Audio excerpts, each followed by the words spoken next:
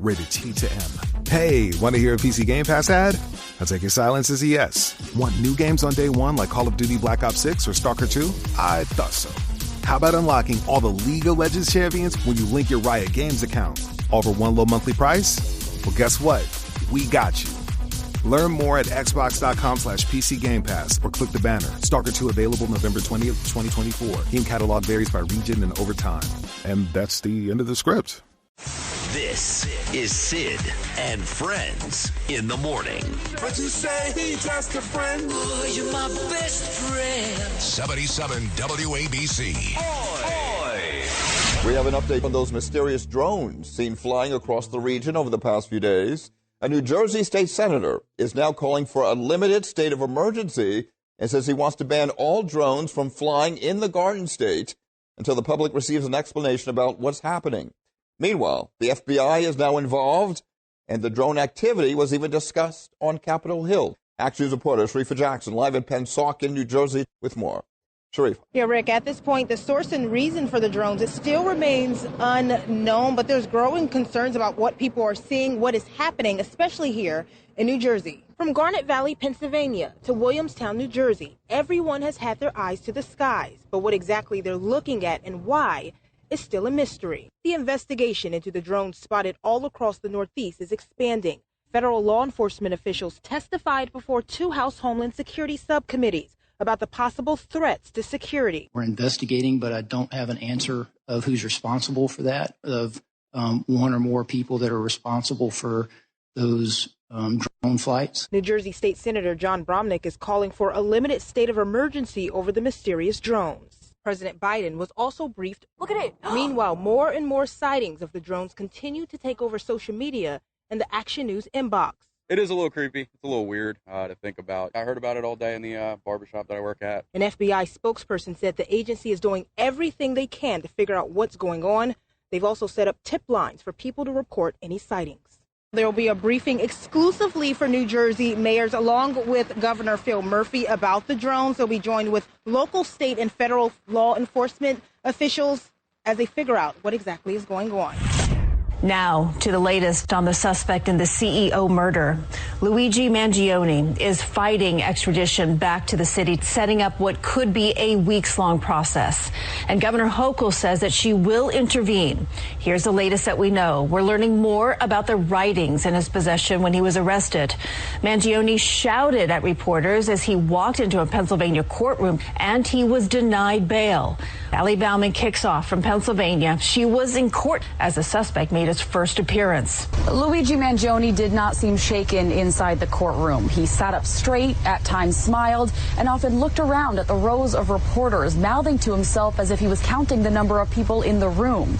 Now, it could be up to a month before Mangione is extradited back to New York, but Governor Kathy Hochul is vowing to sign a request for a governor's warrant to ensure he is tried. And it's completely out of touch. And it's an insult to the intelligence of the American people. It's a living spirit. Luigi Mangione writhed and shouted on his way into a Pennsylvania courthouse Tuesday. Inside, his attorney contested his extradition to New York to face second-degree murder charges for the death of UnitedHealthcare CEO Brian Thompson. Prosecutors are undeterred. Contesting it, just provides more hoops for law enforcement and prosecutors to jump through, but we're happy to do that. The 26-year-old had far less to say coming out of court than going in. The judge denied his attorney's bail request, keeping Mangione in police custody in Pennsylvania, while prosecutors have a 30-day deadline to procure a governor's warrant for his extradition. I haven't seen any evidence that says that he's the shooter. But investigators say they are combing through a mountain of evidence. The handwritten note at which he expressed what's been described as anger at the insurance industry, where he has been quoted as calling them parasites. Daniel Penny breaking his silence in an exclusive interview with Judge Jeanine Pirro. That's going to be streaming on Fox Nation after a jury in Manhattan cleared him in the subway chokehold death of Jordan Neely. The former Marine revealing what was racing through his mind in the moments when he was on the subway floor, subduing Neely, a schizophrenic homeless man who was high on K2 and railing violently at passengers. He was just threatening to kill people. He was threatening to go to jail forever, go to jail for the rest of his life. And now where I'm on the ground with him, I'm on my back in a very vulnerable position. If I just would have let go, now he turns. Why is that a vulnerable position? Well, if I just let him go, I'm on my back now. He can just turn around and start doing what he said to me. So killing, hurting. The former Marine enduring years of vicious left-wing attacks who vilified him as a racist. But Penny has no regrets, and here's why. What in you caused you to want to get involved? I mean, I'm not a confrontational person. I don't really extend myself. I think this type of thing is very uncomfortable. All this attention and limelight is very uncomfortable. And I would prefer without it. I didn't want any type of attention or praise, and I still don't. Mm-hmm. The guilt I would have felt if someone did get hurt, if he did do what he was threatening to do, would never be able to live with myself. And I'll take 1 million court appearances and people calling me names and people hating me just to keep one of those people from getting hurt or killed. Daniel Penny also sending a message to liberal city leaders whose policies led to what happened on that subway. These public officials would do something so self-serving. But how does it serve them to hurt you? Just political gain. I mean, these are their policies that are, and I don't mean to get political. I don't really want to make any enemies, really, although I guess I have already. But I mean, these are their policies that have clearly not worked, that the people, the general population, are not in support of, yet their egos are too big just to admit that they're wrong. Some of President-elect Trump's cabinet picks are expected back on Capitol Hill. They're looking to garner more Senate support ahead of their confirmation hearings. That includes Trump's pick for FBI Director Kash Patel. Pete Hegseth and Kristi Noem are also looking to secure more votes this week before Congress goes dark for the winter break. Kash Patel, who's really been making the rounds, much like another controversial pick, Pete Hegseth, it seems as if most of his selections, the president-elects, are staying the course, ignoring their critics, ignoring sort of the controversy, and that seems to be working. It does, because while critics may critic, they've only got to worry about 53 votes in the Senate, those 53 Republican senators who can vote yay or nay. And as long as he's got a majority of the Senate, or she, those nominees should be fine. And so that's why you see them making these methodical visits to key members of the committees first that would consider their nomination, and then eventually perhaps the full Senate. And we should point out that in most of these cases already, they've extended invitations to meet with Democratic senators who, at least so far, have passed up the opportunity, although we'll continue to track that. Kash Patel, the latest to join the fray, Tulsi Gabbard as well. Patel meeting, for example, with a senior member of the Judiciary Committee, John Cornyn of Texas, who came out and said, you've heard all this stuff about how he wants to blow up the FBI or fire them all. He said, I think you would hear from Patel more directly now that that's just conjecture, and you should ask him about that. But either way, so far at least, Patel and Gabbard making those rounds and haven't found any signs of opposition just yet. We're talking about Queens. They've got another new resident coming into town, a big name, and this is the sports story, I guess, of the month, Juan Soto. And you knew that Steve Cohen was going to get him. I'm just going to say this. I'm not a Yankee fan, and I think for the Yankees, this was a huge embarrassment. There was no doubt that Soto was their best postseason player last year. Yeah. He's right there with Ohtani and Judge as the 3 best offensive players in baseball. And if George was alive, he'd be furious that his son lost out on Soto. I don't want to hear about contracts. When I was growing up, Craig, you too, contracts didn't matter. Whether it was Hideki Arabu or Sterling Hitchcock, the Yankees absorbed bad contracts. If you're the Yankees, you cannot lose Juan Soto to the Mets. Bottom line. Yeah, I hear you. I don't agree, but I hear you. So, look, he's a generational talent. I don't think it's right that, now Yankee fans are poking holes in his game, because they're bitter that they didn't get him. But there also has to be, some point where you go, we've just offered you $760 million over 16 years, more than double what we gave the captain of the Yankees, Aaron Judge. What else do you want? And the fact that Steve Cohen, quote unquote, outbid them by $5 million and won last year, great for the Mets, obviously. And it takes on more meaning because, they got him from the New York Yankees. But, does this guarantee that the New York Mets are winning the World Series next year? No. Are the Yankees most likely going to be in the playoffs next year without him? Yeah. And while, yes, I agree, if George were alive, he's probably a Yankee. George has been dead for 20 years now. Oh, my God. He's not a Yankee. Right. And I just don't know how the Yankees embarrass themselves. They offered the guy who, by the way, batted .285 last year, $760 million.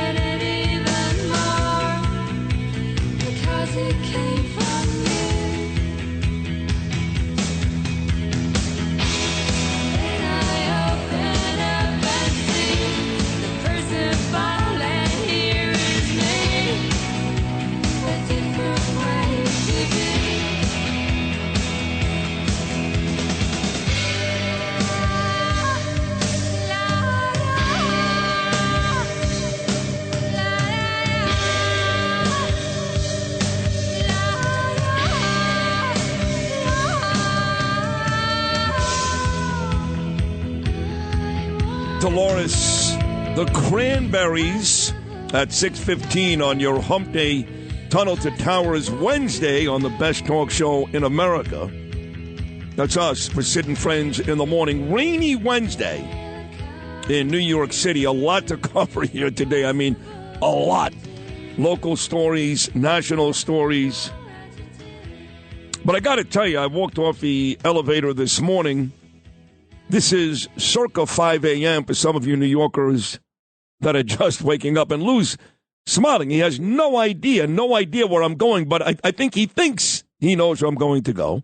And he's going to be right. I walk off the elevator circa 5 a.m. this morning, and I'm greeted by Brian Kilmeade, Judge Jeanine Pirro, Rita Cosby, Joe Piscopo. And you're saying, wait a second, why would those people be at your radio station before 5 in the morning? And the answer is they weren't. But we've done something here at WABC. If you've been to one of our great parties, like our beautiful gala that John and Margot put on every September, you may have noticed we have life-size cardboard cutouts of a lot of our talent. And tonight I have to come back into the city, which I'm never happy about. I'm an honest guy. I'm sorry, folks. People upstairs get mad at me. It is what it is. I have to go back to Queens in the rain, come back to the city. It's going to be a beautiful party. I'm very happy for Suzanne Miller. I'm very happy for all the folks that are coming tonight. But there's a big Christmas party here tonight for Suzanne. And these cardboard cutouts are all over the floor. All over. What I found odd was I walked into the actual party room where there's a majority of the cutouts. I mean, they got cutouts outside the elevator. They got cutouts in the hallway. But I go into the party room where there's a majority of the cutouts, and I have to tell you that there are 2 cutouts in that room. Now, I've been at this station now going on 9 years, and I know people don't want to hear this, but I am far and away, it's not even close, far and away the most famous radio host at this station. It's not even close. Been here for almost 9 years. There are 2 cutouts in the party room. I have no idea who these people are. How is that possible? Can you explain that to me, Noam? Somebody? I don't know. I got to go back and look at them, see if I know who they are. Well, how would you know if I don't know? I don't know. Sometimes, You've been gone for years. You went to WOR. I've been here for 9 years straight. Right. Now, one of them I figured out is Governor Pataki, but there are 2 in there right now. I can't tell you who they are. Now, Doug Kilzer is one of my 2 or 3 favorite people at this station. I love Doug. 2 or 3? And I really love Stephanie Bongiorno. That's high. 2 or 3? Yeah, he's up there. Okay. Well, that's excluding you. You're not involved in that. No, I'm not talking about your that. family. I'm talking, forget about us. No, I really love Doug. And I love him too. And I love Stephanie Bongiorno. Yes, they're great. What do they have in common? They work in the social media department. That's not the answer. The answer is neither one of them are on the air. Yet there are cardboard cutouts of them and none of Curtis Sliwa. I didn't see one. Really? Oh, that's not. Not only that, but you've got 3 cardboard cutouts of Brian Kilmeade, who I love dearly, and 1 of Sid Rosenberg, who gets all the ratings at this station. The reason why everybody does well at this station is because of me, bottom line. That's it. You got 3 Kilmeades, who right now is on Fox and Friends, and 1 of me. Right. So holding 1 Sid Rosenberg in your hand is better than having 4 Kilmeades in your hand. That's, in other words, a card hand. Well, you're right about that, yes. Right? That's the ace compared to the 2, 3, 4, 6, which wins in the high-low game. But none of Curtis Sliwa. Now, I'm not sure if Curtis knows this. Well, now he will. Well, now. But maybe he can explain why later. I don't know. But what should we do? Should we go destroy the Kilmeade ones, or should they build 5 more of you? So you're beating him, Brian Kilmeade. Well, I don't care about that. It's fine. I love Brian. It's all good. It just seems odd. There's one of me. It's by the TV screen. I'm on one side. I'm flanked by Judge Jeanine Pirro. There's multiple Judge Jeanine Pirros. Multiple. And listen, nobody loves a judge more than me. She's on this show today. And her Sunday show is great. But this is her side gig. Her real job is Fox News. Given the choice between ABC and Fox News, she'd never be in this building again, ever. Me, the guy that basically keeps this place going, I get 1 cardboard cutout, 1. Which part of it is my fault because I took home the ones from the gala, never brought them back. So. Oh, so there was more than 1. Well, there were 2 at one point. Wait, you have 1 in your house now? Why do you have 1 in your house? Why? Because Danielle and Jen DeLandro were all tipsy at the gala and thought it'd be fun to take them home. And my kids ended up painting mustaches and put my Jewish star on them and a kippah, all that stuff. So it's actually right next to the painting that Scott LoBaido gave me of President Trump after he got shot in Butler, Pennsylvania. Oh, your house has become creepy. Oh, my house is very not as creepy as the room here today, but it's creepy. Yeah, it's pretty creepy. Yeah, you come off the elevator here, it is kind of scary. It's weird, yeah. It's very weird. Only because a lot of those people are going to be there tonight too. So, and the big one, the big cutout is Frank Morano. You walk into the damn party room, and right there he there. is, hands out, ready to go. He's greeting everybody. Yeah, it's great. He's the greeter, Frank Morano. So I got to run from this party to Whitestone, Queens with Curtis because they're kind of honoring 3 speakers tonight in Whitestone. It's me, it's Curtis, and it's Daniel Penny's attorney, my dear friend Thomas Kniff, for Vicky Palladino in Whitestone. And it's going to be raining, and it's just, well, it can't get to Thursday morning quick enough, I guess. God. You just can't get there quick enough. It's stark when you come off that elevator and you see all of this. I didn't see a Noam Laden cutout. I want to see the ones that you don't recognize. Maybe I'll figure out. Yeah, we'll go in there during the break. So we got a lot to do today. We got Luigi Mangione, this psycho yelling and screaming as he was brought into a hearing yesterday. He is waiving extradition. He's fighting it. So now this just repulsive governor, Kathy Hochul, she may have to get involved to get this kid back to New York, but she'll do and they'll get it done. So he clearly is the murderer here. And we've seen a bunch of that manifesto. Somebody said during the news report, there's no proof he did it. He had the gun in the manifesto.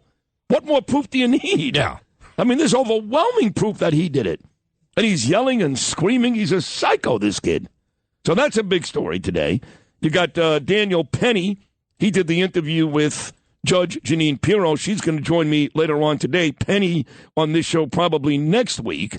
You got all these nominations for President Trump back on the Hill today, from Tulsi Gabbard to Kash Patel to Pete Hegseth to Kristi Noem, as we try to iron that thing out. The Juan Soto story, you've heard me and Craig Carton, who will join me at 6:45 this morning. That's still a big one. And these drones. In fact, I'm going to talk to Bill Spadea. He hosts the morning show at 101.5 FM station in New Jersey. But more importantly, he's running for governor. And I believe when it's all said and done, it'll be down to Spadea and Chitterelli. That's it. He's going to join me coming up, actually momentarily, Bill, to talk about these drones in the next minute or so. Noam Laden, what is the latest with this wild story? It is a crazy story. In fact, our own Joe Nolan spotted one of these drones. Well, he lives in Jersey. Yes, over the weekend, I guess he could have easily one. been about 2 pints in and thought he saw one, too. Let's be honest. That is possible. Very possible, actually. So I take that back. But you know, Josh Gottheimer talking about it. That's the Democratic congressman from central northern New Jersey. I love that guy. He, along with Mike Lawler, the Republican congressman out of Rockland County, were the two that introduced legislation to actually get funding for people who have been diagnosed for dyspraxia. Good for them. Yeah, Josh Gottheimer and Mike Lawler. So I like Josh. Yeah, so he kind of implied yesterday, without saying it, that he wasn't worried about these drones, which meant he got some sort of intel briefing. I don't know this for a fact, but the fact that he says he wasn't worried, he said he was worried about future drones coming in the air, which suggests maybe the military's involved, somebody's involved, that he's not worried. So, whereas up till now, all we've heard is these lawmakers saying we don't know what this is all about. Let me just say this. These Jersey lawmakers, led by the doofus Governor Phil Murphy, say they're not worried. That's a time to worry.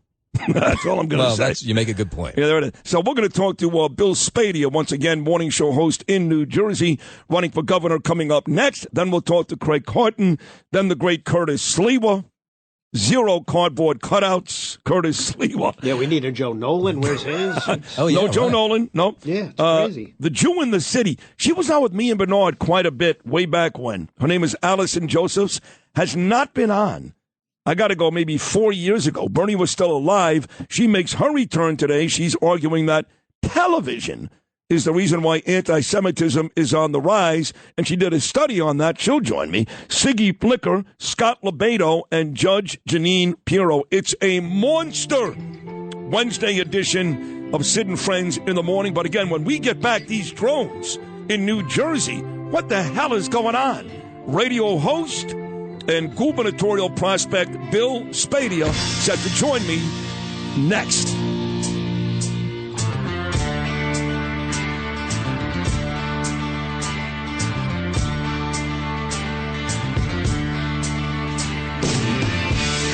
Here again, oh Lord, haven't been home in a year, oh Lord. I hope she holds on a little longer. Sent a letter on a long summer day, made of silver, not of clay.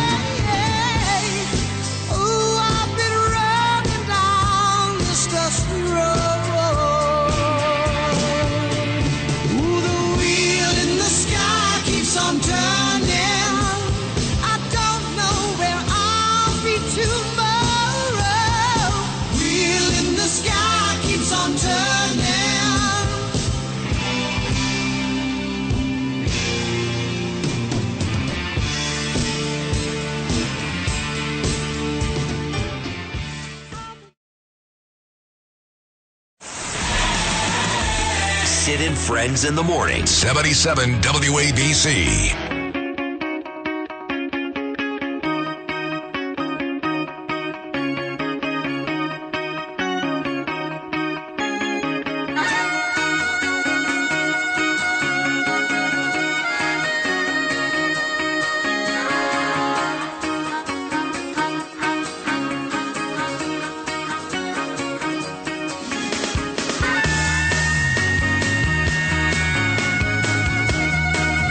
This drone story has everybody on edge. You know, I heard the mayor, Eric Adams, say when Luigi Mangione was on the loose, that New York was on edge. No, we weren't. We knew one guy tried to kill one guy. He got it done. Nobody was on edge. But this drone stuff between New York and New Jersey has us all on the edge. Is it our drones? Is it China? Is it Russia? We just don't seem to know. A lot of drones, a lot of sightings, and no answers. And when Democrats like Booker in New Jersey ask a Democrat administration for some type of answer and they don't give it, that really makes you wonder what the F is going on here. Bill Spadea, big-time morning show host in New Jersey, 101.5, also running for governor, and a good buddy of mine here for a couple minutes to check in. Bill, how are you this morning, pal?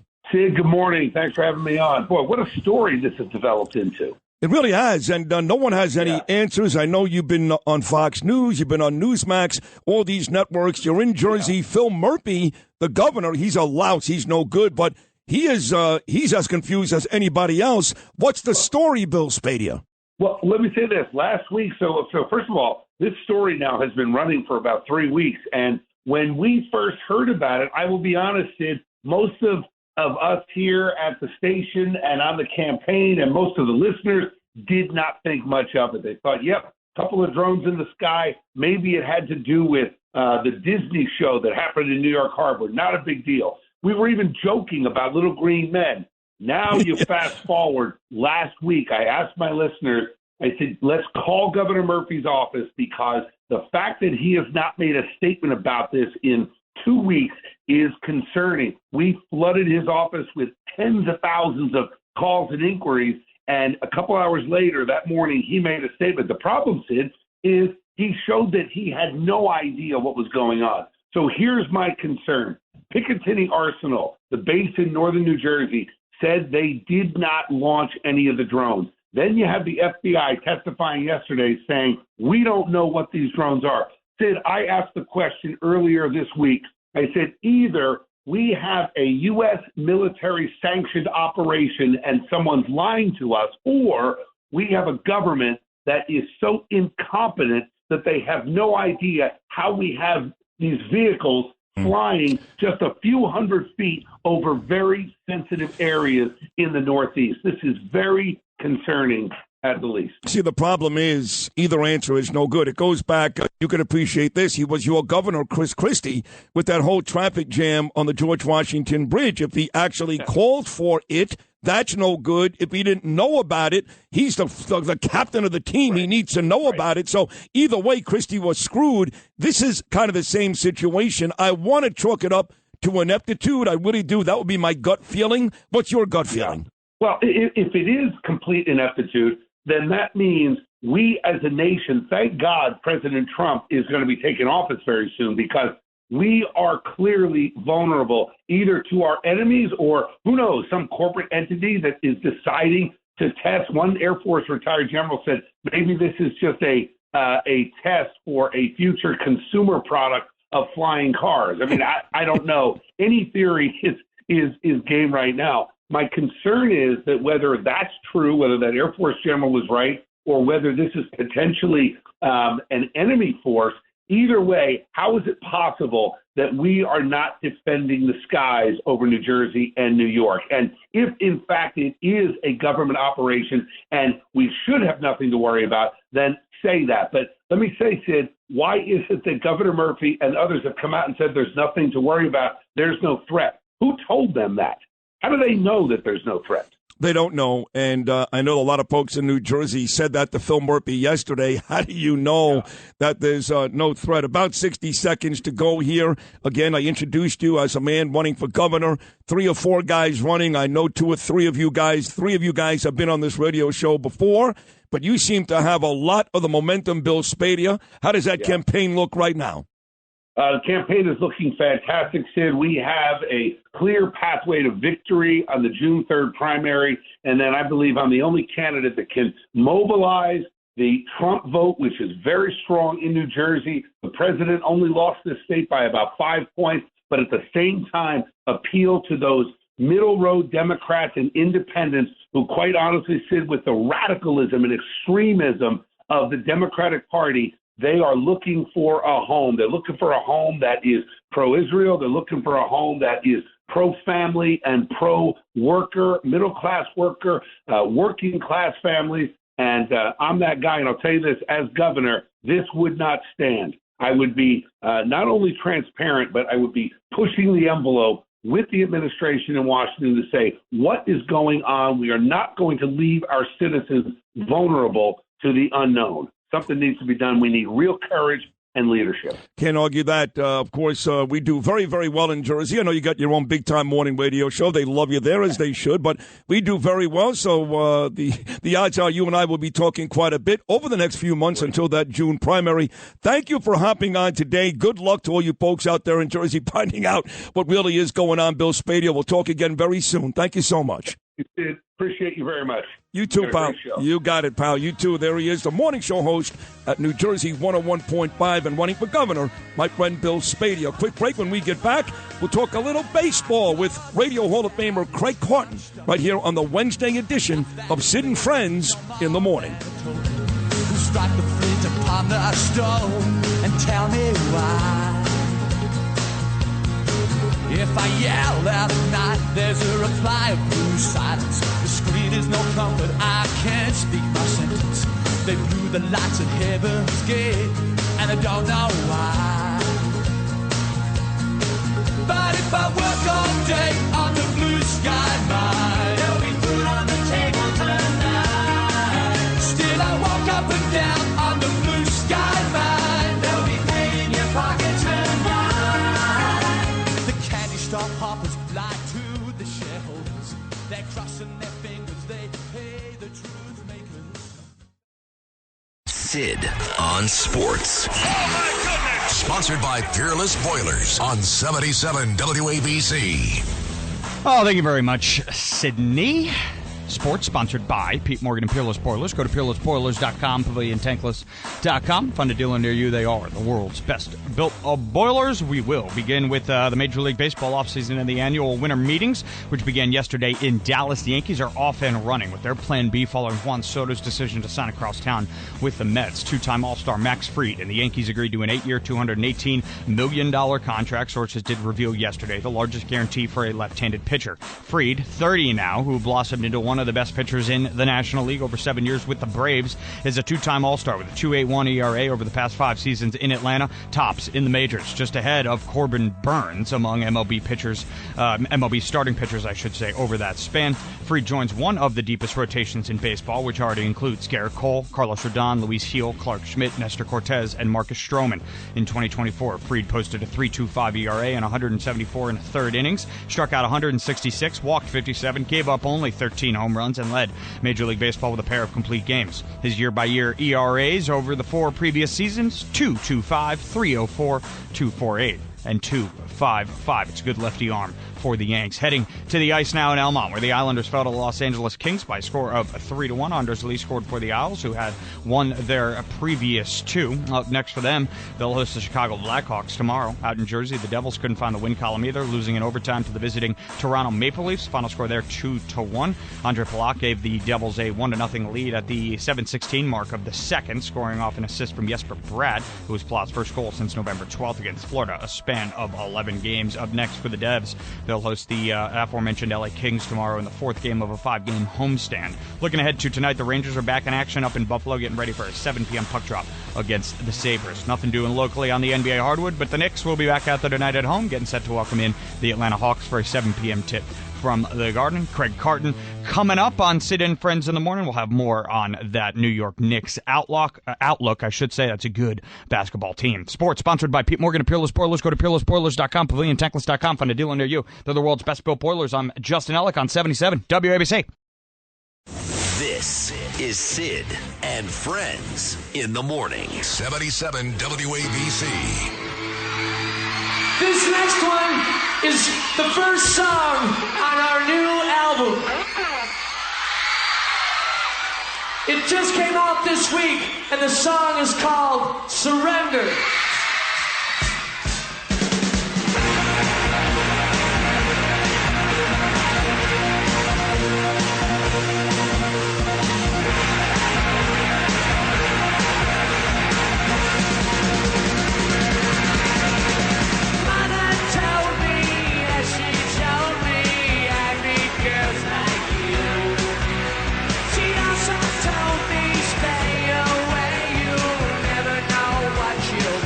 Hump Day Wednesday, I've got not one but two Christmas parties tonight, as I mentioned earlier. Suzanne Miller right here at the studio, the great Vicky Palladino in Queens.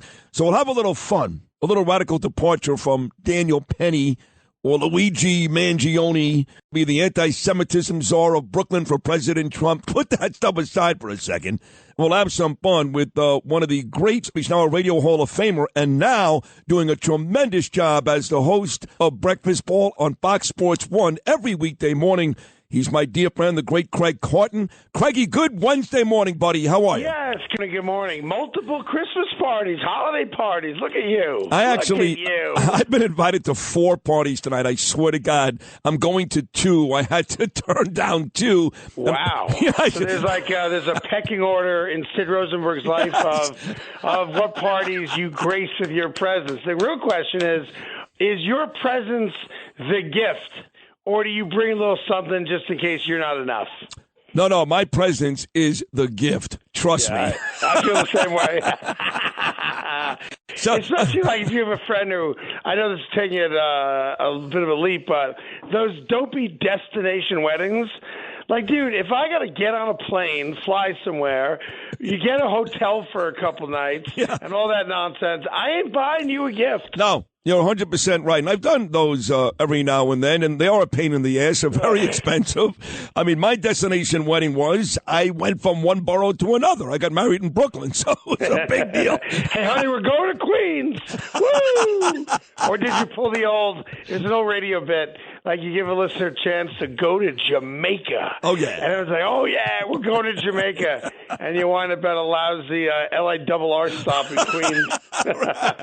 Hey, listen, Jamaica, the home of both the former governor, Andrew Cuomo, and, of course, the next president of the United States, Donald Trump, both from Jamaica, Queens. We're talking about Queens. They've got another new resident coming into town, a big, big name, and this is the sports story, I guess, of the month, Juan Soto. And you knew that Steve Cohen was going to get him. I'm just going to say this. I'm not a Yankee fan, and I think for the Yankees, this was a huge embarrassment. There was no doubt that Soto was their best postseason player last year. Yeah. He's right there with Ohtani and Judge as the 3 best offensive players in baseball. And if George was alive, he'd be furious that his son lost out on Soto. I don't want to hear about contracts. When I was growing up, Craig, you too, contracts didn't matter. Whether it was Hideki Irabu or Sterling Hitchcock, the Yankees absorbed bad contracts. If you're the Yankees, you cannot lose Juan Soto to the Mets. Bottom line. Yeah, I hear you. I don't agree, but I hear you. So, look, he's a generational talent. I don't think it's right that, now Yankee fans are poking holes in his game, because they're bitter that they didn't get him. But there also has to be, some point where you go, we've just offered you $760 million over 16 years, more than double what we gave the captain of the Yankees, Aaron Judge. What else do you want? And the fact that Steve Cohen, quote unquote, outbid them by $5 million and won last year, great for the Mets, obviously. And it takes on more meaning because, they got him from the New York Yankees. But, does this guarantee that the New York Mets are winning the World Series next year? No. Are the Yankees most likely going to be in the playoffs next year without him? Yeah. And while, yes, I agree, if George were alive, he's probably a Yankee. George has been dead for 20 years now. Oh, my God. He's not a Yankee. Right. And I just don't know how the Yankees embarrass themselves. Like, they offered the guy who, by the way, batted .285 last year, $760 million. They didn't embarrass themselves, but they lost out the sweepstakes to the one team where you just can't do it. I mean, you're right. The Mets went to the NLCS last year. Both the Mets and the Yankees lost to the Dodgers. I think the Dodgers are still the best team in baseball, but it's a long season, Craig. You got to get people out there for 81 home games. Yeah. And when you've got a player like Juan Soto on that scoreboard, people will be excited to show up, whether they win the World Series or not. Yeah, no, look, I'm with you on that, and I think that's a big part of it because, the dirty little secret that the New York Mets don't want people talking about is that even with that great, run, and let's be fair, from May 1st on, they were the best team in baseball, record-wise, speaking of the New York Mets, nobody went to watch them play. Their attendance was awful last year for a team that made the playoffs, and like you said, went to the NLCS. The Yankees, meanwhile, just humming along, 3 million fans like they do every year, and that'll continue. So, yeah, I do think attendance takes there'll be a better number overall for the Mets. But, he better win because let's be honest, you've been a Met fan for 55 years. Yeah. Well, what's the rope on this one? You got to do it this year. Now, of course, there's one additional signing that really would put the pressure on the Mets to win it this year, and that is to bring back first baseman Pete Alonso. Now, you're the Yankees right now on your depth chart. No disrespect to Ben Rice. You can't start the season with Rice as your first baseman. So if you're a Yankee fan, I know you signed Max Fried. That's a big signing, big-time lefty pitcher from the Braves. He got a lot of years, too, by the way, 8 years. But you got to improve that first base situation. Craig Carton, if you're the Yankees, if you're a Yankee fan, do you want Pete Alonso? Yeah, it's funny. I actually called the Yankees and asked them if they'd be interested in Pete Alonso. I did because I'm like, did you really? Right, guys. Yeah, because I'm like, hey, let's pivot. Let's go. Let's start signing some dudes. And I'm good friends with Pete, and I love him. Pete Alonso, 30 years old, doesn't hit for average at all. Is not a great defensive first baseman. But look, his bat in Yankee Stadium would obviously be awesome. He's one of the pure power hitters in the game. But I don't think he's going to be a Yankee. I don't. It's funny you bring up Fried because Fried got the wealthiest contract any lefty pitcher has ever gotten in the history of baseball. And it was $500 million less than what Soto got.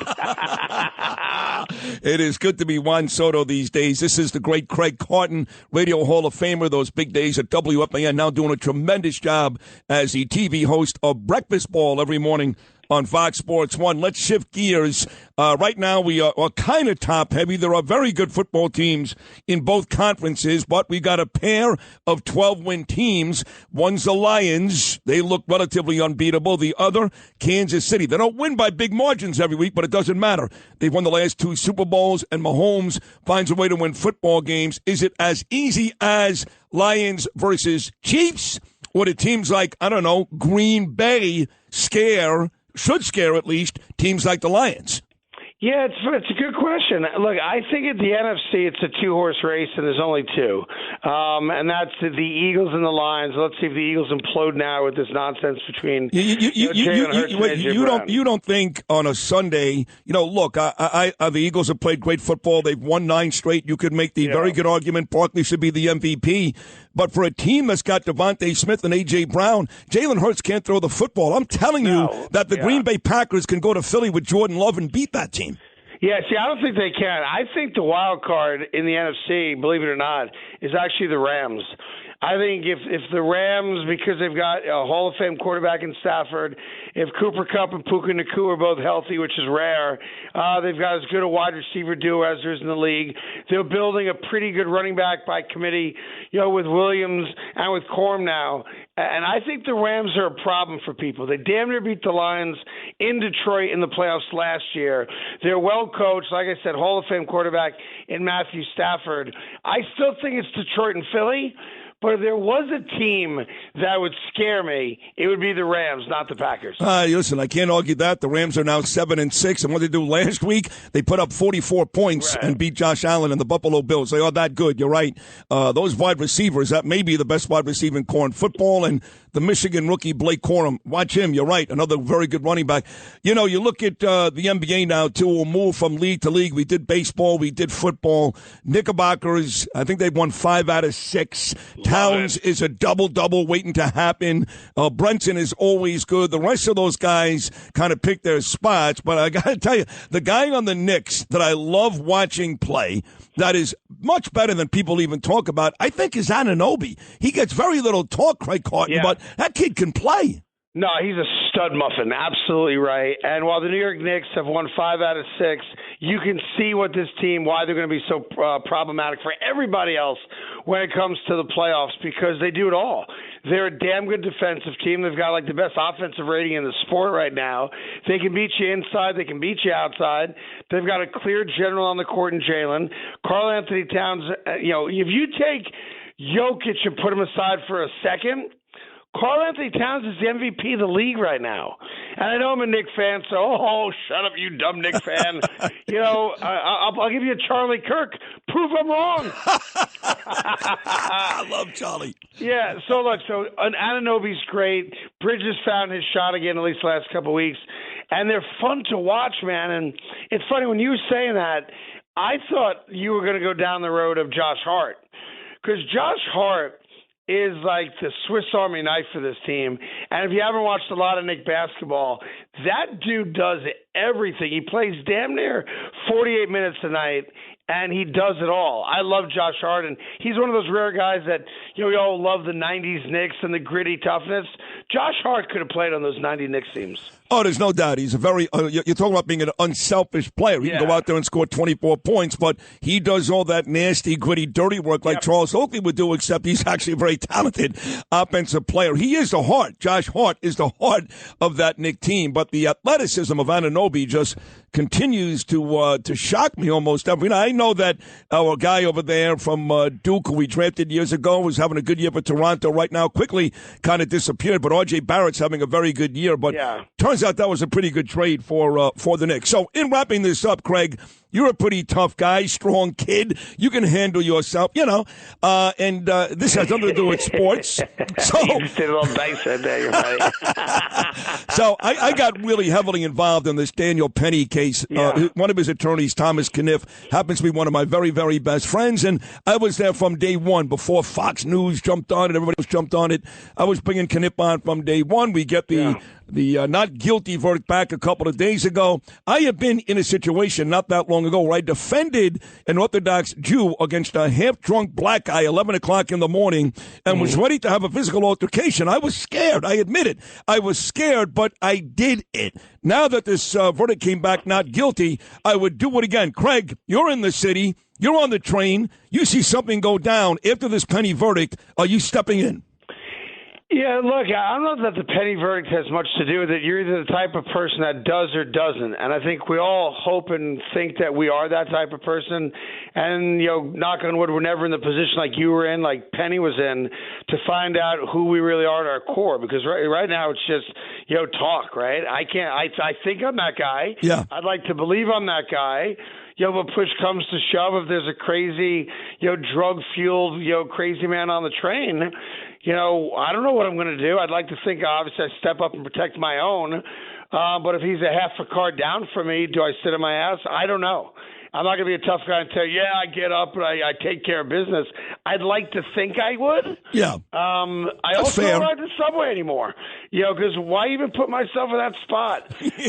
Look, I think it's always sad when someone dies. Let's just say that, That being said, I think the thing that resonated most with me, and obviously with the jury, is, most of us ride the subway for the better part of our lives if you're born and raised in any one of the 5 boroughs. I would hope that a guy like Daniel Penny, if I'm not that guy, is on my train if and when a madman starts going berserk. And to me, it's as simple as that. Nothing more, nothing less. That is well said. That is well said, 100%. He was a hero. What he did was heroic, and you're right. We should have more Daniel Pennies on the subway every day. Yeah, All right. but it's not like, I know this is going to sound like the old man on the lawn, but, when you and I grew up, like in the 1970s, everything got settled with your knuckles, right? If you and I had a beef at some point, we're going to fight, and we're going to move on from that fight. We'll probably become best friends after the fight, right? Yes. But nowadays, if we're going to fight, it's not just me versus you. Now there's 5 other people, 19 people filming it. Right. You probably got some kind of weapon on you. Right. And it's just not the same thing anymore. And I can tell you that what they call K2, I guess the synthetic marijuana that he was on, I've seen people on that drug. It's a crazy drug that makes people do crazy things. And one of the reasons a lot of people use it, it's referred to as the deuce on the street, is because there's no test for it. So, if you're on probation, if you're in prison, if you're, getting tested once a week, you can smoke all the deuce you want. There's no test for it. And that's why guys do it. And I saw a guy jump off a 4-story building and not remember it on that stuff. I've seen that. Wow. So, yeah. Wow. Was Ray Rossi okay after that? You're funny. Yeah. The great Ray Rossi. How about that? Good man. He's a very good man. Well, listen, you had a great 2024 Radio Hall of Fame, all that good stuff, all deserved, and nobody happier for you than I am. And I'm sure 2025 is going to be great, too. You've been great on this show, too. When you stop by, I appreciate it. So a happy Hanukkah, Merry Christmas, Happy New Year to you, Kimmy, all your wonderful children. And we will do this again very, very soon. Thank you so much, Craig Carton. Always a pleasure, always fun. Anytime, just call. I'll always be there for you. And I do feel bad for the 2 people who will not have your presence at their party tonight. Because I'm sure they told their friends, I invited Sid Rosenberg. And half of them said, who? And the other half said, okay. You are so right. Craigie, great job. We'll talk to you soon. I'll talk to you again. Take care. There he is, the host of Breakfast Ball on Fox Sports 1 every weekday morning. Craig Carton. We'll take a short break. Big 7 o'clock hour about to come your way. And, of course, we always kick it off right after the news with Noam with the great Curtis Sliwa. Wednesday edition, Sid and Friends in the morning. I'm coming right back.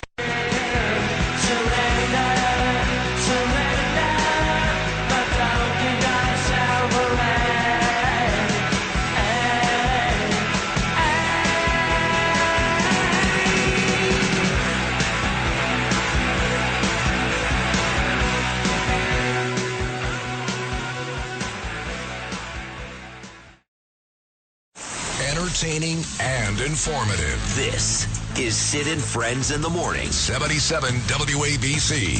Friends.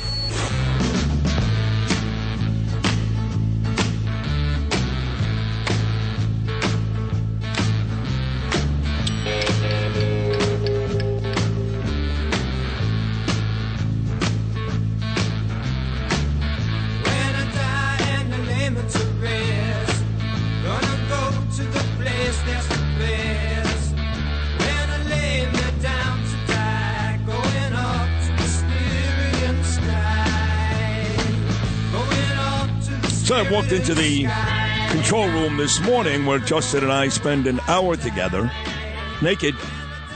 What? Gathering audio for the show and sometimes taping interviews, doing a whole bunch of fun stuff. And I noticed there was a very big box right in front of me, and it said Sid and Friends in the Morning. So I opened up the box, and there's 2 or 3 different beautiful and delicious cookie trays. And inside this box is a nice-sized pamphlet from CookieJarNYC.com. They're called the Cookie Jar. I believe this specific location is at 1226 Forest Avenue on Staten Island. They've got another one, 181 Newdorp Lane on Staten Island. So a very big thank you. These cookies are delicious. We've all had them. To Cookie Jar NYC, the Cookie Jar on Staten Island. Now, it's no big deal to see me walking around the hallways every day here, wearing a sport jacket, best-dressed guy in the place. You don't see that every day from Curtis. Curtis is pretty consistent. He's got the red beret. He's got his Curtis for mayor jackets and shirts and the city's mayor, the people's mayor, all that cool stuff. But today, Curtis walked in wearing a black suit. And I said, oh, Curtis, you must be going to the party tonight, the big holiday party for our friend Suzanne Miller. And he said he is.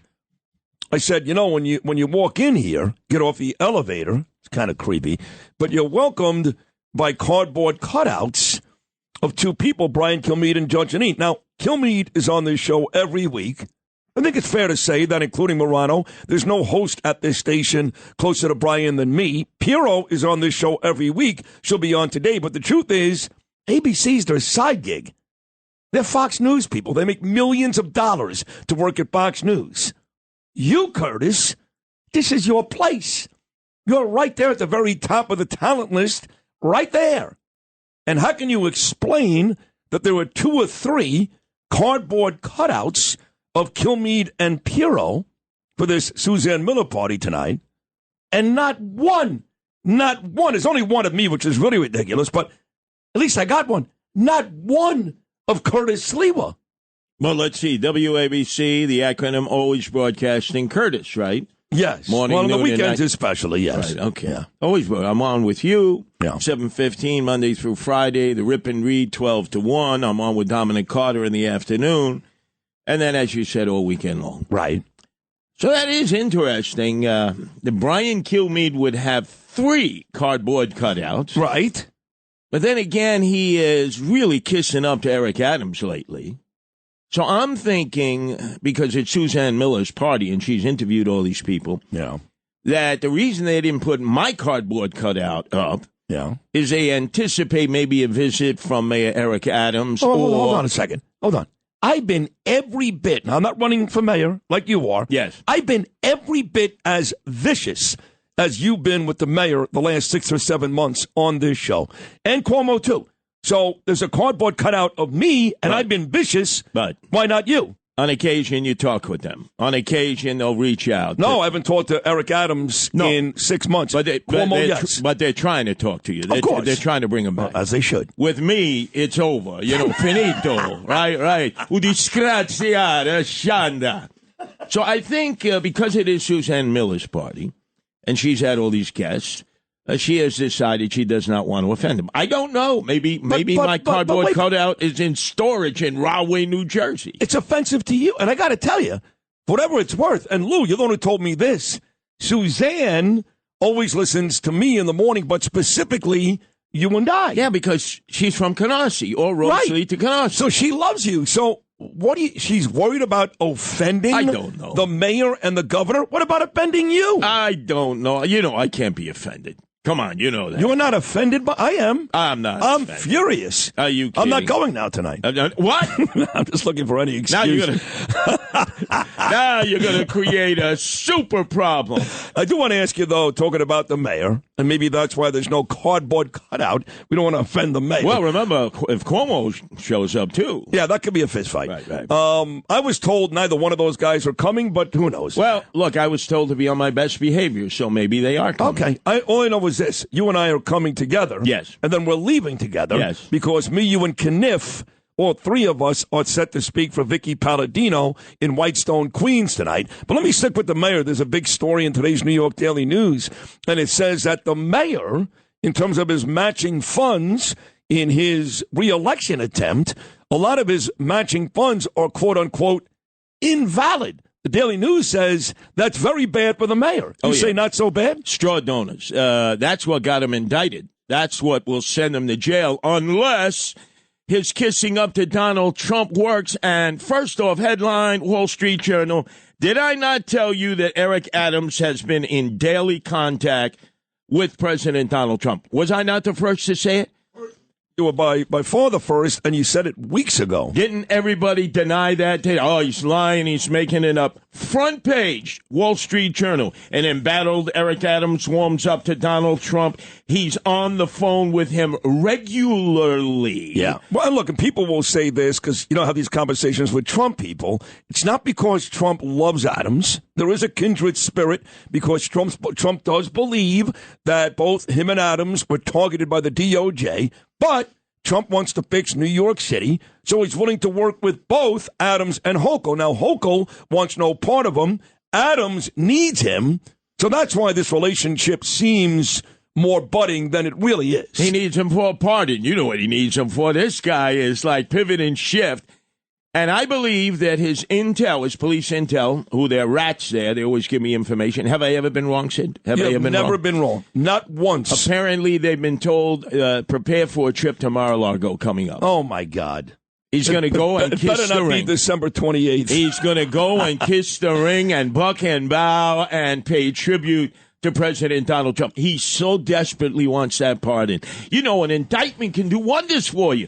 But straw donors, he may not get matching funds. So where do you think Eric Adams was last night? Last night, if I had to take a guess, I'm going to go with some nightclub, some nightclub out late in New York City. I don't know the exact answer. How about in Puerto Rico?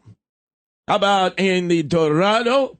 How about the fact that he was getting wine-dined and pocket-lined by the Bitcoin crime coin bandits who were given a tax exemption to conduct their businesses out there? And because he may be accepting donations that are higher than what are permitted for matching funds, he may be opting out of the matching funds situation because on Monday he may be totally denied. In fact, he may have to actually return money. Oh, my God. Which is like unheard of. Look, let me tell you, this is all about Eric Adams' survival. All these people who are into Bitcoin, a.k.a. crime coin. Hey, how's Sam Bankman-Fried doing in that jail cell with P. Diddy in the MDC in Sunset Park? He ripped off investors for $38 billion. He is the modern-day Bernie Madoff. He superseded that. And who was his mentor? Chang Pen Chow. He went to jail, too. You ask all these Bitcoin bandits, right? These crime coin bandits. Who invented Bitcoin back in 2008? Satoshi Nakamoto. Did you ever see him? No. Is he a real person? Well, there's a statue to him in Bulgaria. The most corrupt country in all the world. Get the hell out of here. Here we go again. He's getting wine-dined and pocket. You see, you don't even know where he is. No, but the beauty about Adams is he doesn't He doesn't care. He just doesn't care. But by the way, I have some breaking news here. I have breaking news, too, quickly. You have mentioned this name before, 9-time All-Star. We talk about taking a bat on the subway, taking a bat to the streets, and grabbing our Rocky Colavito bat. Well, according to our dear friend John Catsimatidis, moments ago, at the tender age of 91, 9-time All-Star Rocky Colavito has passed away. Oh, my God, I'm sitting shiver. You love Rocky Colavito. Oh, I love You mention him all the time. First of all, he went to Roosevelt High School right down the block, came out of the Belmont Arthur Avenue section, tried out for the Yankees, tried out in Yankee Stadium. They turned on him. And the Cleveland Indians scout was there, picked him up. What a great ball player. What a gun in right field. The guy could hit. The guy could run. An Italian stallion. We got to sit shiver for the next 8 days. All right, fair enough. Rocky Colavito. I love him dearly. And by the way, he left high school to play pro ball. Yeah. That's how good he was. Like Al Kaline. Came right out of high school in Baltimore, played for the Detroit Tigers. Like Eddie Kranepool. Came right out of Monroe High School, right? Played for the New York Mets. That never happens any longer. You notice that. Nobody comes out of high school and goes right to the pros. The NBA, they do that. Yes. Darryl Dawkins, LeBron James, Kobe Bryant, all those guys did. And you very nearly came out of South Shore High School after dealing weed and became a Yankee. No. Excuse me. Those were the Testa brothers, Anthony Centaur. Oh, that's right. Remember, they wanted to kill me. Where did you Roy go? DeMeo. Brooklyn Prep. Oh, you went to Brooklyn Prep. That's right. Right. They shined their boots on my backside. The Jesuits kicked me to the curb. You got thrown out according to Brooklyn. Peter King. I graduated. Curtis got kicked to the curb. I never looked back. But breaking news here, please. Breaking news. Breaking news. WABC. Again, was I right? 3 weeks ago. ago, I told you they would be closing Floyd Bennett Field. Boy, were you right. And I got to tell you, Curtis, there's a lot of people in my neighborhood that are really thankful for you. I know I was there with you for those 2 major rallies. You actually did 3. One of them, Jamie Williams. We like her. She put it together at the Toys R Us on Flatbush Avenue. But really, you were the point man for both of those. And people in my neighborhood are very thankful to you, Curtis Sliwa. Now, you know why they're closing Floyd Bennett Field? It's got something to do with, once again, somehow Adams is going to make it work for him, right? No. Headline, New York Times, the old gray lady. New York City to close giant family shelter to protect migrants from Trump. Oh, from my guy Trump. Because they anticipate that the tents will be taken down on January 19th. Who gets sworn in on January 20th? President Donald Trump, president number 47, who will be there styling and profiling a MAGA hat saying, "Let's make New York City great again, Prez." Eric Adams. No way. There's no way Eric Adams is at the inauguration. Well, you know he's going to be going to Mar-a-Lago. Well, he may. Okay, fine. Well, come on. Did you know he's running that? out of time. He's down to 30 days. Did you know that? No, I didn't know that. Okay, all right. No, you did you say know that? He was in Puerto Rico last night? No, I had no idea. Dined in parking line by the crime coin bandits? Here's the thing. I love you. You're my guy. I want you to be mayor. I don't look where Eric Adams is. I actually don't care. But with you, that's a big deal. It's valuable information. But you know why they're closing it? Because on January 20th, Tom Homan said he's going to conduct raids. And that's federal parkland. And he doesn't need permission or cooperation for anyone. You know damn well ICE was going to raid that compound on January 20th, right after the swearing in. So I didn't know that. You know how I knew that? Because of you, because you told me that odds are inside that compound are a bunch of Venezuelans, and we've come to find out that the Venezuelans are the ones that came here after committing crimes. The bad hombres. And by the way, Floyd Bennett Field, maybe we should get the helicopter squad of the NYPD to fly over New Jersey and deal with those drones. Can you imagine half in the bag Murphy, the governor, since November 18th, you know, because at happy hour each night at 5 o'clock, he begins seeing pink elephants in the sky. Then, obviously, you have your friend, Aaron Rodgers. He sees the pink pig from Pink Floyd, you know, after dropping acid. And I am urging everybody in New Jersey, don't listen to these fake, phony, fraudulent, fugazi politicians. They can't even tell you why there are SUV-sized drones flying over your house, in the sky, over armories, over military bases. Do what American patriots do. Get your Winchester shotguns. You like to go bear hunting? How about cocking that shotgun and start to take a drone down? Why not? Sid, shoot those freaking drones down. They won't even tell us who the drones are, right? I mean, think about it. Isn't that what the American patriots would do? Yes. When your government fails you, as they always do, since November 18th. That's 3 weeks. Yeah, that's what Bill Spadea told me at 6:30 this morning. It's been 3 weeks. Now, there was a guy down in Florida who shot a drone out of the sky from Walmart because it was spying on him in his house. You know how the drone comes down and looks right into your house? Yeah. So he took out his shotgun. He shot that drone down. He got arrested in DeSantis land. Did I ever tell you what happened with me at Major World with a drone? I was filming a commercial, Major World, right, with the naked cowboy. He can verify this. And the drone was over our head, then came down, and I'm talking right to the drone. And the drone attacked me. No. Cut me right in the neck. Stop this. I started bleeding out. And What? Yep. And the naked cowboy didn't want to get blood on his whitey-tighty thing. He went diving for cover. So the drone backs up, attacks me again. Boom! I give it a Popeye Twister punch. The drone goes down. The guy was playing with the joystick, maybe more joysticks than just a joystick for the drone. He gets on the ground. He starts crying. You killed my drone. I'm bleeding out. I end up coming back into the city. I'm bleeding all over the place. I'm at New York 1 at the time. And who's in the green room? Dr. Ben Carson, who was running for president at that time. Yeah, that's ironic. I knew him from Detroit. I say, Doc, I need a favor. I'm bleeding all over the place. He goes, God, how are you going to do an interview? There's blood everywhere. Take a look at this. He goes, forget the butterflies. You need stitches. I said, I'm Len Slice. I'm going on TV first, and I had this big bandage on the side of my neck. Like Trump after he got shot in his Damn ear. right, it could have cut my jugular. No drone is going to get me, and I'm urging the people of New Jersey. Hey, forget half in the bag, Murphy, the FBI, the National Security Agency. Take matters into your own hands, cock your shotgun, and shoot it out of the sky. Now, the final 60 seconds, you've done a lot of shows at this station. I'm not sure if you're friends or not, but you've done a lot of shows with Anthony Weiner. And Weiner, it was announced yesterday, is officially now going to run for city council. Some say, why not? He's a very smart guy. He could have been mayor. He could have been a lot of things. Why not? Others say, look what happened in his life. Look, come on, this is ridiculous. Does Anthony Weiner have a shot? And be honest here. Yes, he does, believe it or not. He does. Remember, the last time he fell in disgrace, he jumped into the mayoral race the same year that John Catsimatidis was running as a Republican. He shot right to the top. He was ahead of I know, but this is Christine Quinn. That was the first time. Yes. Now that he screwed up twice, I'm just asking. I don't know. I'm not rooting against him. I'm just asking, do you think that now, after a second time, that people will have the patience like they did the first time? Well, 6 candidates on the Democratic side, you know, it's going to be a real battle. This guy loves to campaign. He's a good campaigner. Let's see what happens. Hey, let's face it. He'll bring a lot of issues to the forefront. He used to be considered a radical, liberal, progressive, right?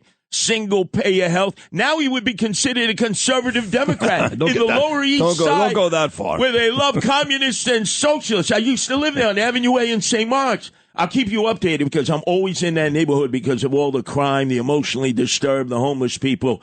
It'll be an interesting race. Look, if the guy's a masochist and wants to go into the line of fire, let him do it, man. That's the political process. All right, so he now is officially jumping in. When will folks hear that Curtis Sliwa is officially running for mayor for the second consecutive time? When I see my cardboard cutout. I want to know where my cardboard cutout is. It's in storage in Rahway, New Jersey. That's funny. Come on. Brian Kilmeade has 3 cardboard cutouts because he's kissing up Eric Adams lately, right? He's always saying, shit, I'm really liking Eric Adams. So he gets 3 cardboard cutouts. I get Ugats. I get Bupkis. I'm disappointed in Suzanne Miller, the Canarsie girl, right? Very disappointed. All it would have taken, you could have put me back there. And you're all dressed up. You wore a suit today. You could have put me near the bathroom, right? I wouldn't have minded. I would have been a men's room attendant, right? As people come in and out of the bathroom. Oh, my God. WABC used to be always broadcasting, Curtis. Tonight, maybe I'll do valet parking, right? That's the only way people get a chance to see me. Oh, my God. Where's my cardboard cutout? Oh, I never thought. Maybe it got all shot up. Maybe people took target practice with it over at Rodman's City Island where they go for target practice. I never thought of that. Oh, I'll give them all a break. I'll be there tonight with you, Sid. We'll have a great time.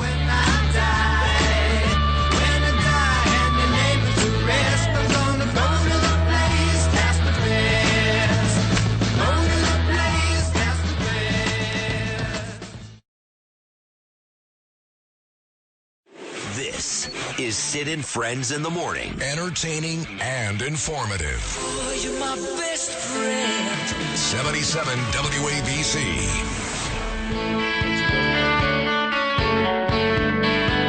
I think about you and forget what I've tried to be. Everything is falling hard to see. Can it be a fantasy? Whenever I think about you, strangers' eyes in the crowd flash past. Been a big show already, folks. Big show. We've already spoken to New Jersey gubernatorial candidate and morning show host at 101.5 FM in New Jersey, Bill Spadea, about these drones. Craig Carton stopped by, Radio Hall of Famer, TV host, Fox Sports 1 every morning, Breakfast Ball. Talked about the Juan Soto deal, Curtis Sliwa on moments ago. We're still going to talk to our old friend Allison Josephs, better known as Jew in the City. Also, Siggy Flicker, Judge Jeanine Pirro, who had the only sit-down interview with Daniel Penny yesterday, and Scott LoBaido. All that still to come. Peter King checks in. He'll be on this show Friday this week. And Peter says, I was in Yankee Stadium back in 1961 when Rocky Colavito was playing with Detroit. And he actually ran into the stands to punch out a guy who was harassing his father. Rest in peace, Rocky. That's like a Nicky Patillo story, Lewis, right? That's Terry O'Reilly from the Bruins. Yes, Terry O'Reilly, good one too. Both those guys, O'Reilly and Patillo. So Rocky Colavito, that's a good story. That's a great story. That is great. Died today at the age of 91. 77 WABC. This is Sid and Friends in the Morning. No, I get by with a little help from my friends. Keep being President Trump, because that's good enough to win every time. And thank you so much for hopping on with me again today. I love you, pal. And Sid, make sure we win New York, please, okay? You have a lot of people listening to this crazy show. You have a lot of people. I don't even think you know it, but you have a lot of people. Will you please make sure that we win New York, okay? I'll put you in charge indirectly, all right?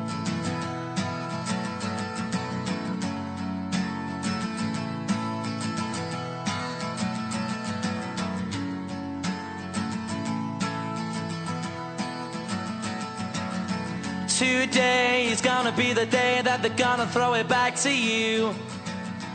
By now, you should have somehow realized what you gotta do.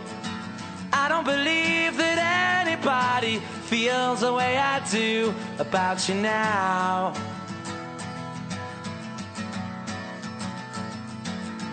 Backbeat, the word is on the street that the fire in your heart is out. I'm sure you've heard it all before, but you never really had a doubt. I don't believe that anybody feels the way I do about you now. And all the roads we have to walk are winding, and all the lights that lead us there are blinding. There are many things that I would like to say to you, but I don't know how. Because maybe you're gonna be the one that saves me. And after all, you're my wonderwall.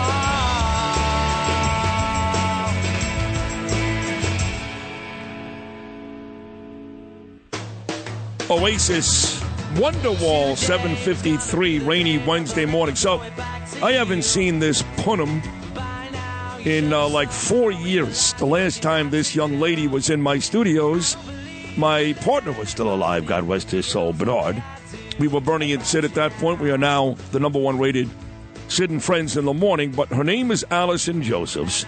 And back then, she went by Jew in the City. This is many years before October the 7th, and even then we were talking about anti-Semitism and all the issues here in New York City. Again, prior to October 7th of 2023, I'm actually kind of surprised. It's probably my fault.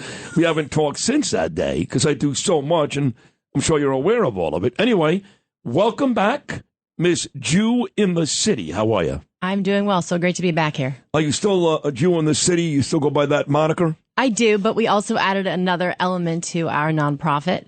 We got into Hollywood in the years that we haven't met, so we took our name JITC, and we have a second meaning now for Jewish Institute for Television and Cinema. Wow. And that is part of the motivation why you're here today is Jews on TV, Jews in movies, what's going on with that.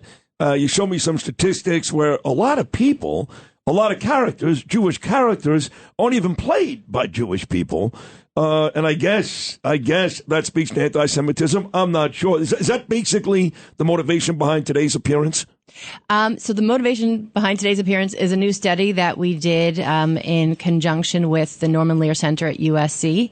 What we've been up to since I was on the show last is we found out that every minority group but Jews has been advocating in Hollywood for decades for better representation. So our organization, Jew in the City, I took to social media starting in 2005 because I was bothered by how Orthodox Jews were being represented on television. I was not raised observant. I actually judged them myself, just like you did, which is why you brought me onto the show the first time. Right. Because you were making some comments that were not so amazing, and I came on to explain some of the prayers. By the way, I still make the same comments. Well, I have to be watching you better. No, just so you know, I mean, like, and this has nothing to do with you. I'm speaking of myself. Like, I don't even talk to Jewish Democrats. They're not Jews as far as I'm concerned. You vote for a party that does business with Iran. You vote for a party that basically for the last 14 months is telling everybody how bad a guy Bibi Netanyahu is and doing nothing to help out the Israelis. I don't even consider Democrat Jews at this point. So whatever you tried to convince me of years ago clearly didn't work. In fact, I'm more angry today. But you're interesting because you were not Orthodox. Now you are. Correct. Right. And just to clarify, I'm not here to talk about politics. I was talking about Orthodox Jews. But yes, what did I say back then? Did they ruin the country? I said they went to the mountains and they put all the hotels out of business. They put a sign that said Beit HaMidrash outside their bungalow colony and nobody paid taxes. You didn't like one of the prayers that you had heard about. And so one of your listeners was like, bring Jew in the City on. So that's how you got me on originally. All right. And in terms of my own personal story, so I was raised right outside of Manhattan. And my earliest memories were my father coming home after treating his Hasidic patients and telling us they're dirty, they're smelly, they're ignorant, they can't speak English. Your dad said that? My dad said that. And he's Jewish. Yes. So we were proud Jews, but it was like, we're Jewish, but not that kind of Jewish. Yeah. That's the wrong kind of Jewish. Yeah. The fast version of the story is that when I was 8 in public school, a father in my school had a mental breakdown, killed both of his kids and himself. And I was basically launched into an existential crisis at all of 8 years old. And I asked my parents why we're here, and they just stared back at me. And so I tried to not think about the fact that I had thought about the fact that I don't know why I'm alive. And that thought kept on coming up. And after about 7 years of off and on insomnia and panic attacks, I met an Orthodox teacher at an after-school Hebrew high. And all the things that I had heard from my father and from media was nothing like this person was in real life. Sure. And I started to become more observant, and I started to engage in my traditions in a meaningful way as opposed to just judging them. How did your parents feel about that? Well, my mother had like a religious grandmother and grandfather, Bubba and Zeta, she called them. So she had certain feelings of like, let's do more. And every so often she'd be like, kids, let's keep kosher. And we'd be like, what does that mean? And she's like, you can't have this, you can't have that. And we're like, that's the worst idea ever. We love our bacon cheeseburgers. Right. But she did have a certain like pull spiritually from kind of like where her grandparents came from. My father's family's been here since the 1800s. And he thought that I was ruining my life and the life of his unborn grandchildren. And so I approached him at all of 16. And I said, if you think I've joined a cult, then you need to learn something in order to stop me. So educate yourself, come for Shabbos where I go, learn Torah like I learn, and then from the inside out, you can debate me about how bad this is. He didn't want to learn, and he finally realized that he can't argue from a point of ignorance. So in order to spite me, he began to learn Torah. What a Jewish thing to do. So now he's like the shamus of the shul? So then after about a year of study, he was almost 50 years old. He said, you were right and I was wrong, and now it's time to play catch up. So he and my mother and both of my sisters all became observant, and they all live in Israel now. No kidding. This is an unbelievable story. You got to bring me on more often. Yes. Where in Israel are they? So we got one outside of Tel Aviv. We got one in the Beit Shemesh area. I have 2 kids. I have 2 daughters that live in Jerusalem now. So my grandparents have 12 Orthodox grandkids in Israel. We've got the last 2 here in America. We're planning to be there as well. And yes, in terms of the state of just so you know, I've been to Israel twice since October 7th of 2023. There's a huge dinner coming up next Thursday night, the 19th. The organization that keeps sending me, they pay for everything, is the One Israel Fund. We got a huge dinner. Michael Rappaport's going to host it. Nate Buzz is going to be there, the son of Hamas. They're actually honoring me and my wife. So I've gone back to places like State Oath this year, October 7th, to commemorate the 1 year of those vicious attacks. So I've become very pro-Israel in the fact that I go. Not the people here in Brooklyn and Staten Island who go, I love Israel. They never gone. I'm going out at least twice a year. So when you tell me this story, it's unbelievable. It's a beautiful story. Thank you. And I guess what I want to say about sort of where Jewish tradition and judgment comes from, and also all the anti-Israel news that we see, I learned something from a historian in the last couple of years, which is that When we lived in Europe as Jews, although we are now called white European colonial oppressors, when we lived in Europe back in the shtetl, we were not considered Europe. We were second-class citizens. We were relegated to ghettos, and we couldn't intermix with non-Jewish culture. When we were finally emancipated from the ghetto, Napoleon gave a conditional emancipation to the Jews. And what he told them was, tamp down on the connection to your heritage, tamp down on the connection to your land, and then we'll give you access to Gentile spaces. Right. And if you look today at how Jews self-censor, we don't want to be too Jewish in public spaces. We don't want to be too Zionistic in public spaces. And I'm going to give you a test to show you how bad this is. See, I'm not like that, just so you know. I know you're not. I got my chest wide open. I wear 2-3 chains on any given day. I'm almost inviting one of these pro-Hamas animals to say something to me, or even a Jew to say something to me. But you're right. Overall, you got Jewish people taking off yarmulkes in the street. They're hiding their tzitzis. They want nobody to know they're Jewish. We got to stop that. It's horrible. It's horrible. What I will say, if you think about sort of bad words to call a Jew, it used to be that the worst thing to say about a Jew was to be Orthodox. Now I would say to be a Zionist is even worse. And then Hasidic is even worse than that. And then a settler is even worse than that.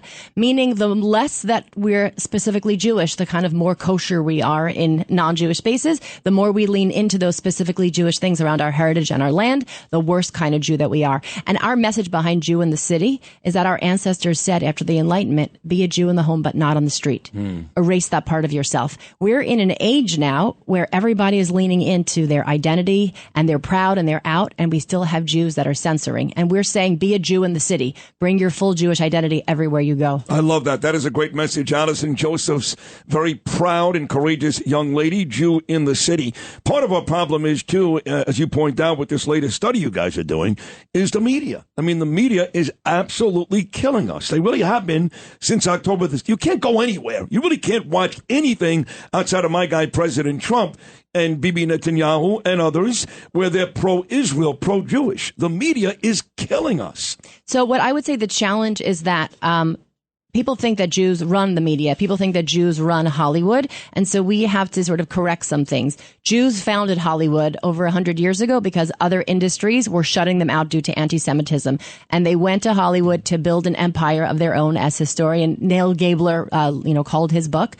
But what they did was to run from anti-Semitism.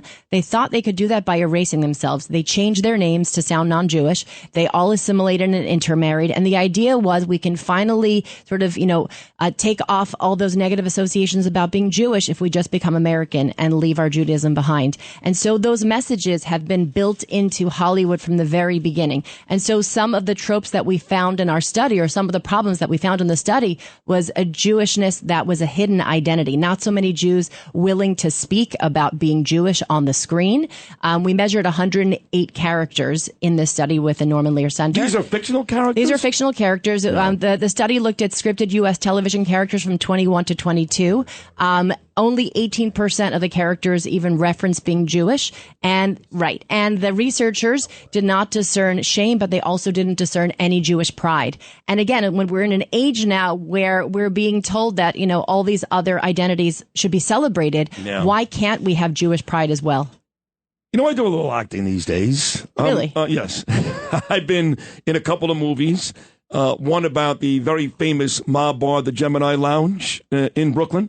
And I'm on this series. It's called Gravesend. It's a mob series, 1985 mob, Brooklyn. The music, the dress, all that dates back to those years. And I play a mobster there, too. I've now been in 3 different movies and TV shows, and I'm taping Gravesend now, and I play a mobster every time. And as you're talking to me, I'm going, what am I doing? Enough with the Italian mobster stuff. I should just play a Jewish guy. You should play a proud Jew, Sid. And this is what we're trying to encourage creatives to do. There's nothing wrong if you feature a Shabbat dinner, like one of our shows that we studied, The Patient. It was a show starring Steve Carell. I saw that show. Okay, so it was a pretty dark show. Yeah. But the showrunners, Joel Fields and Joe Weisberg, lovely men, and we just actually honored them at our Jewish Media Awards at Lincoln Center a few weeks ago. And every other group, by the way, does NAACP Image Awards, GLAAD Media Awards. No one ever did this for the Jews before. That's what I met you the first time, I think. Yes, exactly. You gave an award to Dove Kramer that night. You believe that, Lou Rapino? Dove Kramer from WFAN. This is dating back like 5 years ago. It was a gorgeous event. Thank you. We just had another gorgeous event. I tried to get get you to come as well, but you were very busy. There's a lot of stuff going on. But anyway, what they put in this show, they put this beautiful Shabbat dinner, and people are sitting around the table just having casual banter like a family does. And then they said the grace after meals, and the candles were flickering, and it was just such a happy Jewish moment. And it wasn't hitting you over the head. It was just Jews being Jews organically and loving their identity. Now, what about this show that was so popular, The Marvelous Miss Maisel? That was, I watched some of that. That came off pretty Jewish, no? Or no? So this is where we start to dig into those issues about, within the study, they found that around half of the characters were played by confirmed Jews. And in other standards, people were seeing this push towards authentic casting. And should Jews also get authentic casting? The star of that show, the same guy that played Monk, Tony Shalhoub. He's not Jewish. He's not Jewish. No. Maisel's Midge is not Jewish. Her mother's not Jewish. Wow. A lot of non-Jews in the show. And so I think what some people fear about this is that if we're talking about authentic casting for everybody else, why not for Jews? We're not just a religion. I'm Jewish and I play an Italian, so we got one back there. There you go. No, right. So although Jews and Italians are very ethnically connected, we are connected because when we were colonized 2,000 years ago, we were brought to Rome on slave ships.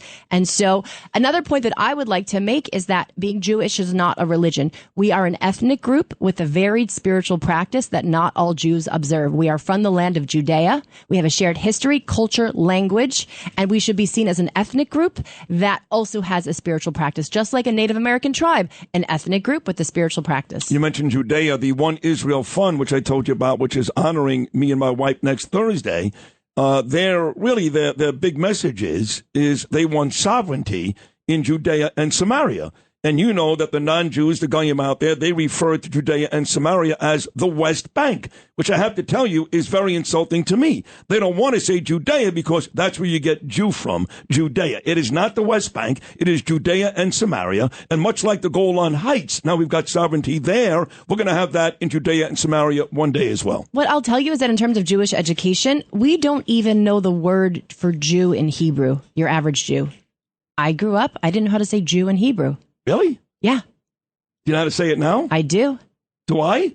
I don't think so. Nope. Look at that. Is that crazy? That is crazy. I didn't realize there was a word for Jew in Hebrew. Yehudi, and it comes from Yehuda, from Judea. Yeah. And this is what happened. We ended up having as our identity Ashkenaz and Sephardic. So those were the two major countries that sort of Jews got exiled to and built these big societies in, Germany and Spain. And those were the two places where we were decimated and massacred in the most sincere ways. So we forgot the land that we come from. We don't even know why we're called Jews. We need to do more Jewish education. We need to know who we are and where we come from. We know who Jesus' mother is. Who is she? Mary. Who's Moses' mother? I'm going to go with Naomi. Yocheved. We don't my know. Second choice. We don't know. You're right. Our own. And I was the same exact way. When I started to take an interest in my heritage and culture, I began to learn these things. And I realized that we're an educated people and about our own traditions and history we don't know. So what we're doing now, the reason that we're very excited about what we're doing in Hollywood with our Jewish Institute of Television and Cinema, we repurposed JITC, is that other groups that came before us have mechanisms for making representation better. And as you're saying, media is really knocking Jews over the head right now in every way. For the first time since October 7th, I realized it's worse to be a supporter of Israel than it is to be a supporter of Torah. True. Because as a supporter of Israel, we're called, bloodthirsty baby killers. And as an Orthodox woman, I'm just called subjugated. So I think that's not as bad. But the reality is that within the advocacy work that other Hollywood bureaus are doing, there are opportunities like showrunner trainings where you train the creatives about what pitfalls to not step into and how to tell different types of stories with more authentic characters and proud storylines. There's fact sheets that we've built. There's basically mechanisms where you can educate the people that tell the stories to say, don't do that same nebbish character. Don't do that same overbearing mother. And we detected, elements of that in our study. And instead, just show a Jew who's living his life and is proud of his identity. And then we'll just be. And what we think could happen is that when Jews see themselves proud on the screen, it will help them feel better about who they are. We have thousands of years of discrimination. So many of us have internalized shame and hatred. Why do we have to always apologize for who we are? You know, you mentioned Michael Rappaport. He's been putting on tefillin now for several months. Yes. He's posting pictures of that. That's such a bold thing to do. I actually took him to Israel last time. I took him with me. I love it. Why does it have to be so groundbreaking? It is, but why does it have to be so groundbreaking for us to just do our own traditions and say, I'm not going to apologize. I'm proud of who I am and where I come from. That doesn't mean there aren't challenging things of the Torah. It doesn't mean that every Jewish person behaves perfectly. What it means is that I come from a people that I love and I'm proud of, and I want to get to see positive representation or authentic representation on the big screen like every other group is demanding. What a tremendous job out of you. My God. Where can, I got to wrap this up, where can people find out more, help out? Where can they do all that? Okay, so JewInTheCity.com is our website. JITCHollywoodBureau.org is our Hollywood Bureau website. If you go to our social channels, you see we posted the study recently, and we're posting updates about the work that we're doing. We feel really hopeful about being able to make a positive change because we can't just measure anti-Semitism and we can't only do lawsuits. We need to change how people think, and television and film gives us the tools to do that. You will be back more often. This was great. I mean, you were really, really great. It's important stuff. And you're a wonderful speaker, too. You know that already. So we'll be bringing you back a lot more often. Thank you so much for coming in today. Thanks for having me on. What a great job right there, folks. Allison Josephs, a Jew in the city. And as I just said, she'll be back a heck of a lot more often. We'll take a short break. Big 8 o'clock hour about to come your way. We are going to speak coming up at 8:45 with Judge Jeanine Pirro. Yesterday, she got the only interview with the hero, Daniel Penny. But before the judge, we go from one great Jewish woman to another with my dear friend Siggy Flicker down in Miami. Flicker and Judge Jeanine Pirro as the powerful women continue on Sid and Friends in the morning. You're my wonderwall.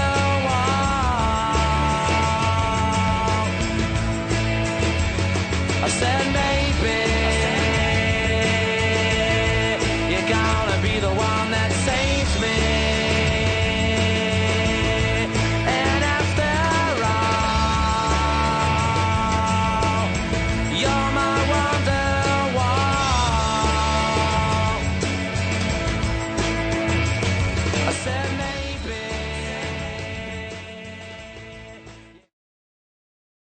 Oi! This is Sid and Friends in the morning. 77 WABC. I think we're doomed.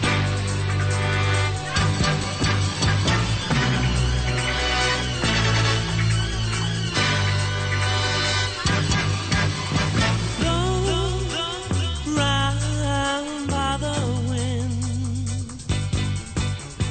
thrown down in a spin. I gave you love. I thought that we had made it to the top.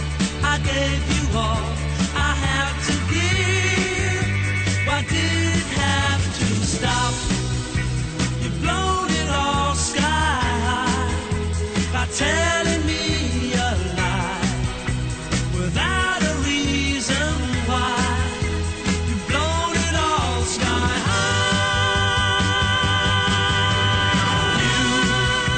You've blown it all sky high. Our love had wings to fly. We could have touched the sky. You've blown it all sky high.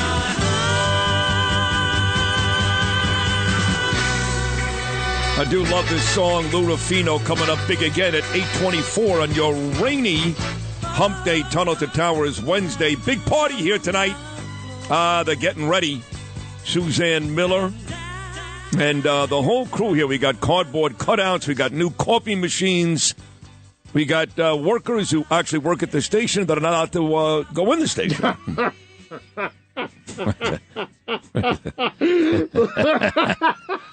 Yeah. Weird, but I don't even. I got nothing I can say. And then I've got 4 members of this show, which is the most important show at this station. I said it. I don't care if you get angry. It's the most important show at this station. It's the most, quite frankly, it's the most important show in this genre in the country. And yet only one of the 4 people, actually 5 if I include Joe Nolan, only 1 has been invited. So, Well, yeah, and then you got Curtis, too. Right. Who doesn't have a cardboard cutout. Brian Kilmeade's got 3, 0 for Curtis. Right. Unless you include one of the, drawings of him after he got hit with hollow point bullets or something. And you got those on the wall here somewhere. Those are in various spots. Yeah, his cardboard cutout's going to have 5 holes in it. The only thing that I would have enjoyed more with the 0 cardboard cutouts of Curtis was if I walked in this morning and there were actually cardboard cutouts of Mayor Adams and Governor Cuomo. I would have loved that. I was actually expecting those to be. Right. Well, I'm not sure those guys are coming. I don't know. Curtis seems to think the reason why he doesn't have a cardboard cutout is they didn't want to offend these politicians, which makes no sense because who cares about the politicians when Curtis happens to be one of the more talented folks at this station? But who knows? I don't know. He should be the one greeting when you come off the elevator. Right. It should be him. Who is it? It's Jeanine and Brian. Right. They don't even. I mean, yeah, this is their second gig. They're Fox News people. I've never even seen Brian Kilmeade in this building. I have, yes. Oh, you have? Okay. In Chad's office once or twice. No, maybe not. Yeah, that may have been Madison Square Garden. Well, it's got to be a long time Yeah, ago. that was probably the Garden. You're right. Here. I think he's been here, though. I would imagine he's physically been here, but I've never seen him here. Yeah. So, we need like a Scott LoBaido one. Yeah, we should have a LoBaido one. He's coming up at 9:25. He's one of the all-time greats. He did a painting. It is great. He does all these phenomenal paintings. We got to run to get to Siggy, but the guy does these speed paintings. He did it for Donald Trump in Wildwood, New Jersey. He did it at the rally at Nassau Coliseum. He did it when President Trump returned to Butler, Pennsylvania. And, of course, he did it right before I went on stage at Madison Square Garden. He unveiled his new painting, and I think it was Times Square, somewhere in the city a couple days ago. And it's The View, but instead of their faces, it's literally duty. I think he did it near the studios where they filmed The View. You're exactly right. Right outside. Right there. outside. ABC, right. Because MJ's in that building. Is that 66th Street and Peter Jennings Way? It's down. They're now down on Hudson Street. They are? By WFAN? Well, yes, they're near that building. Okay. But everybody is moved I got down it. So the news, though, where Ritter does the news, that's 66th and Peter Jennings Way. But soon, they're all going to be there. Okay. This latest painting is a masterpiece. Oh, we got to take a short break. Duty. They're all duty. They're all duty heads. Literally S heads. Bill Spadea was great. So was Craig Carton, Curtis Sliwa. And moments ago, of course, we spoke to Jew in the City. She was terrific. Still to come, Siggy Flicker, Judge Jeanine Pirro, and the aforementioned artistic genius, Scott LoBaido. We roll live on a Wednesday, Sid and Friends in the morning. You've blown it all sky high. You've blown it all sky high. I love that wings to fly. We couldn't have touched the sky. You've blown it all sky high. You've blown it all sky high. By telling Entertaining and informative. This is Sid and Friends in the Morning. 77 WABC.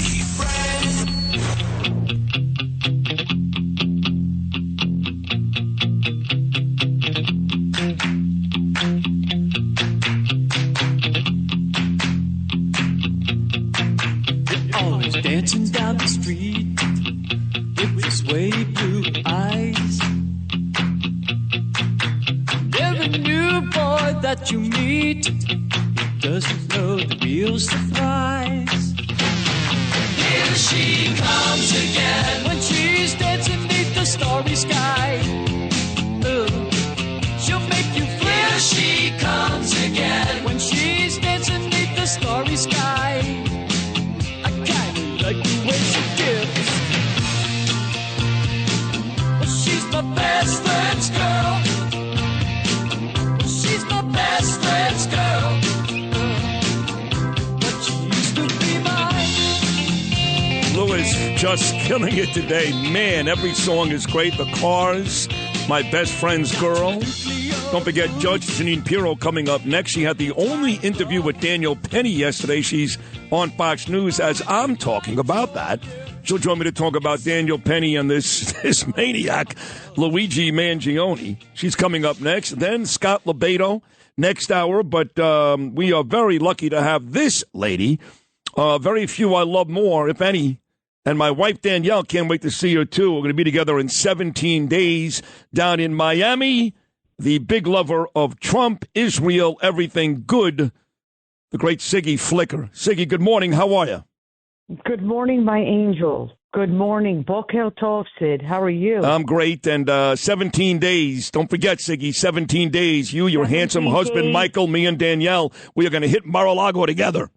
We sure are. We sure are. We're going to have a fabulous dinner. I feel like I'm there every single day. There's always such beautiful activity moving around Mar-a-Lago. It's just like the president's home until he moves into, the White House. But first he's got to, he's got to sanitize that house before he moves in there. God forbid, The whole thing has to be sanitized. Oh, you are right. And he's moving in less than 40 days. But, you talk about Mar-a-Lago, his home. Mar-a-Lago is home. And, he's making all these nominees, making all these presidential picks. But on any given day, and you're there a lot, you're there a couple times a week, do you just catch the president walking around, or is he kind of behind closed doors? No, the president is behind closed doors. He's in meetings all day. You will see him coming out of, he uses Mar-a-Lago, everybody's there. J.D. Vance is there. You'll walk around, you'll see Robert Kennedy there. You'll see Vivek there. You'll see the whole transition team is there. Elon, of course, that's one of the president's best friends now, is there. And you see everybody there, but they are busy working, getting the right people. This time, the president is very familiar with the swamp. This time around, he is putting key people in key positions, and we don't have any room for error. We need to clean up this country, and it's going to be starting on day one. I saw Tom Homan last night. Once again, Siggy, on day one, we're starting mass deportation. On day one, you're burning that American flag, and you are tearing down that Israeli flag, and you are one of those useful idiots that is being used by your university or somebody else, telling you to be a lover of jihad and not a lover of Judeo-Christian values. You're out of here. You're out of here. And I'm so excited for the future generation of Americans. These young kids deserve to grow up in a country where they're not being bombarded by the woke mind every day. It's going to be freedom once again. Love Tom Homan, and he means what he says, too. A lot of people say a lot of stuff, but two men in particular that actually do what they say include President Trump and Tom Homan. So I go on Instagram this morning, as I do most mornings, and almost everybody I know, from Emily Austin to Elizabeth Pipko to Siggy Flicker, my friend on the phone right now, was at this Miami summit. I don't know what it is. Odds are I would not be invited because I think it was put on by the Jerusalem Post, and they don't like Republican Jews like me. But either way, I saw your video up on stage. You were great. What is this big summit down in Miami all about? Thank you. And Sid, you're wrong.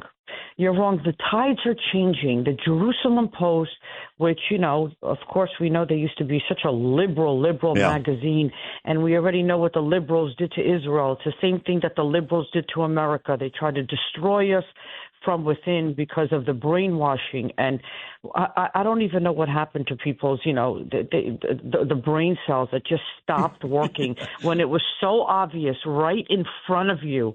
But they were, they would die for this administration, as if this administration even cared, while they're laughing at you. You were so, they do the same thing to Bibi in Israel. Yep. Poor Bibi, what they're doing to him Yep. in Israel is such a sin. With all these, it's just craziness has overcome the world. But the Jerusalem Post and everybody realizes, hey, We've got to open up. Well, you know what? In all fairness, I'm actually going to amend what I said, and you were about to say it anyway. But there was an article written in the Jerusalem Post, which is a big deal, only 2 weeks ago, which talked about the biggest Jewish influencers for Donald Trump. They listed 10 people, and I was one of those 10 people in the paper. So I guess I'm wrong. Yes, you are very valued and you are very loved. You've got the #1 show, and you helped in the process of making America great again. What's happening now is the transition team, and everybody in the world is saying, whoa, these people that we've been making fun of for all these years, we've been calling them conspiracy theorists, we've been calling them Looney Tunes. They're really the party of common sense. They're actually saving my life. So what's happening now, there's a little bit of a shift.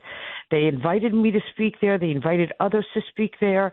And there's no politics. You see, 4 years ago, they would invite Noah Tishby to speak. And she doesn't speak political, right? But at the same time, she'll put up a picture of her and Biden and praise him and how much she loves Israel. Which I killed her for on the show for the last 2 years. Right. What she was doing is actually leading our people back to the gas chambers. Disgrazie on the highest level. But anyway, we are in a new day, and what the American people are starting to realize is, wow, this man won the popular vote. There is no more, I'm ashamed, I'm a Trump supporter, oh my God, I know that somebody's going to get their feelings hurt. Who cares? Cry me a river. Your feelings are hurt, go home, cry me a river. It's more important to save this country. Last night, Tucker Carlson was at Mar-a-Lago, Kid Rock was at Mar-a-Lago. Let me stop you with Tucker Carlson. I'm going to tell you something.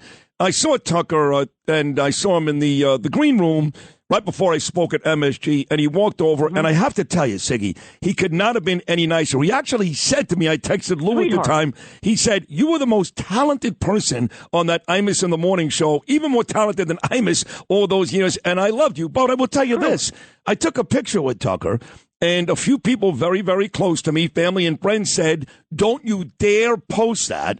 He is an anti-Semite. Now, look, I understand that you don't sit down and do an interview with Roger Waters. I wouldn't do it. Tucker did it. I wouldn't do it. That doesn't make him an anti-Semite, though, does it? No. You see, Mel Gibson was also there last night, and I had a conversation with Mel Gibson. Listen, certain people in their lives do stupid things. Tucker Carlson is brilliant. He's funny. He's accessible. He's relatable. He's kind, and he's sweet. Did he do something? Did he do something wrong? Yes. What he did, and what your audience needs to understand, is Israel is the only country in the world where if you're gay, you're not being thrown off a building. Muslims, Christian, Jews, all equal rights. Muslims serve in the IDF. People don't know that because they hang out with useful idiots who tell them the opposite. But what Tucker Carlson did wrong was he interviewed somebody who was giving misinformation. Listen, sometimes you have good interviews, sometimes you have bad interviews. The interview went like this. And what the truth is that everywhere Jesus walked in Israel, every holy site of Jesus Christ, whether it's the Church of Annunciation, Jesus' tomb, where he walked the water with Peter, and they have the best St. Peter's fish, every Jesus Christ holy site is being guarded, not by the Palestinians, not by jihad. They're being guarded by the IDF. What Israel is doing right now in the Middle East is remarkable. They're saving the rest of the world. And Israel right now is being so savage, they're not listening to this current administration. Somebody finally got the memo that this current administration has more jihadis working for it, and no one really cares what Biden or Kamala or Rashida Tlaib or Ileana Mar or any of the laughing hyenas, whoever they are, we don't care what they say. No. Israel is continuing to protect its citizens against jihad. So Tucker Carlson had a guest on a show that was spewing lies. And what I want everybody to understand is that's what jihad does.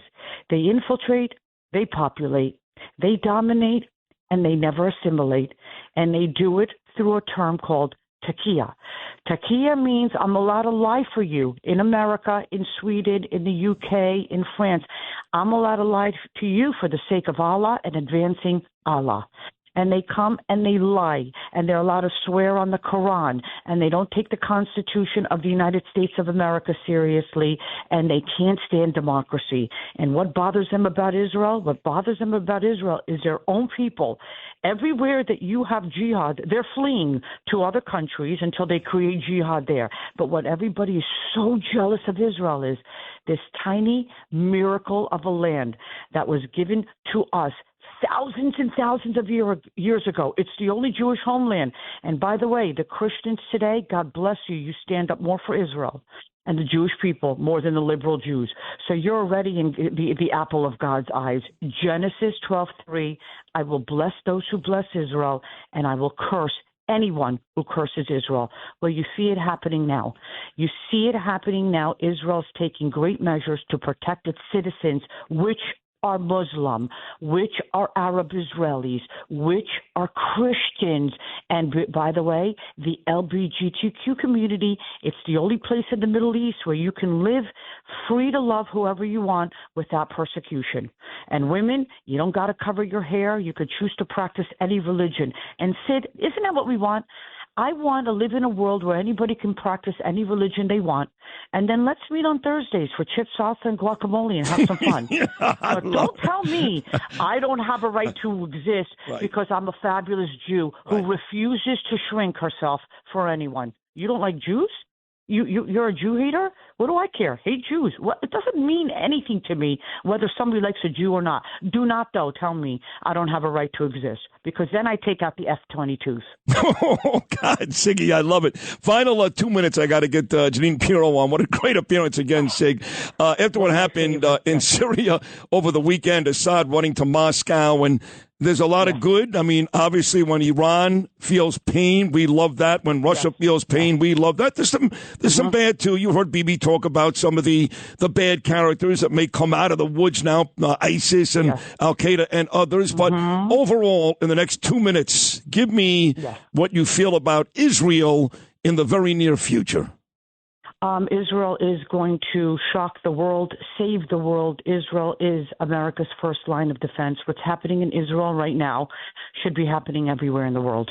What's happening in Israel right now, let me repeat that, because Americans do not understand that when you have neighbors who want to come into your house and burn your house down, you've got to go to measures to protect your home and your people. So now what's happening in Syria is, yes, they got rid of Assad, who was a bad guy, who killed millions and millions of people with chemicals. He's a horrible guy, and he went to Russia. He escaped to Russia. But what's happening in Israel right now is you have other jihadi groups who are rising up, and no one wants to talk about the Christians in the Middle East. If a Jew is not in the news, then it's really not news. They don't really care about it because they can't really go with the news cycle. No Jews, no news. I want people to understand that the Christians are suffering in the Middle East. Churches are being burned down. By the way, when Donald Trump went to go visit the great Notre Dame, no one wants to talk about who tried to burn it down twice. You know, it wasn't a faulty wire. That's right. So you have to understand churches are being burned down, and I think people need to start helping the Christians in the Middle East. The Christians in Syria are scared to death. Why? Because another jihadi group is coming in and they want to rule. Who's taking care of this jihadi group? I'll give you 3 guesses. Enough time went by. Israel A, Israel B, or Israel C. Israel is now saving the Christians in the Middle East. Why? Because nobody wants to stand up to jihad. Nobody. And meanwhile, while you don't stand up to it and you're all afraid to talk about it, here goes the UK falling, France falling, Germany falling. I mean, they're all like, yeah, Hitler should have completed the job. Hitler's rolling around in his grave. He wanted an Aryan nation. Now he's got Sharia law in his back. I mean, it's just crazy because nobody but you and a few people are willing to stand up. Nobody is willing to stand up, and meanwhile, these people are conquering every nation. Their goal is world domination. So what's Israel doing in Syria, Sid? Israel saving the Christian population there. Israel's trying to help out the Christians fighting jihad. Now, do you really think that the Israeli soldiers, they want to have Shabbat, they want to relax? Israel was just voted the third happiest place in the world to live. It's a very good life there. It's a very good, people love going to Israel. People love visiting Israel. I do. Yeah. And people love living in Israel. You think that these soldiers are not tired? They're fighting a battle on all fronts. They're being accused of genocide. These useful idiots are calling them baby killers. Meanwhile, on October 7th, what babies got burned? They burned our babies alive. They beheaded our babies. And people have to wake up to the fact that if you don't know anything about the Middle East, then keep your mouth shut. But if you want to know something about the Middle East, go to the Middle East. That's right. That's go right. to the Middle East. Yep. And then come back and give me your opinion. I say Other that. than that, Yep.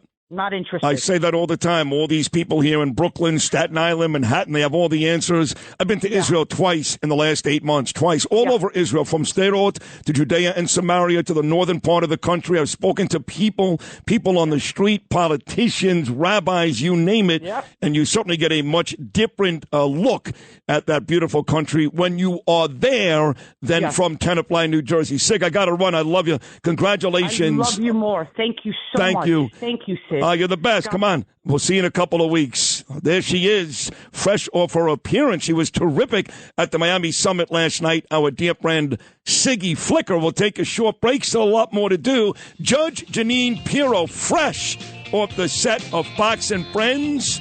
She's going to be talking about her interview. She's the only one to get it with Daniel Penny, and plus her thoughts on Luigi Mangione. We talk law with Judge Jeanine coming up next. Here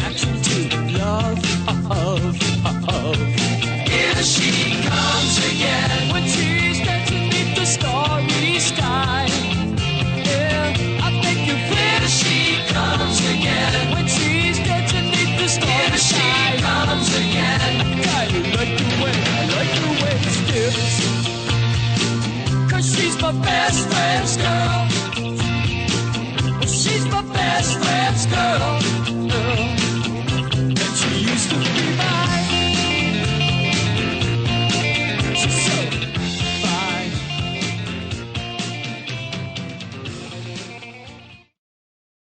Oh, you're my best friend. This is Sid and Friends in the morning. For my friends. 77 WABC.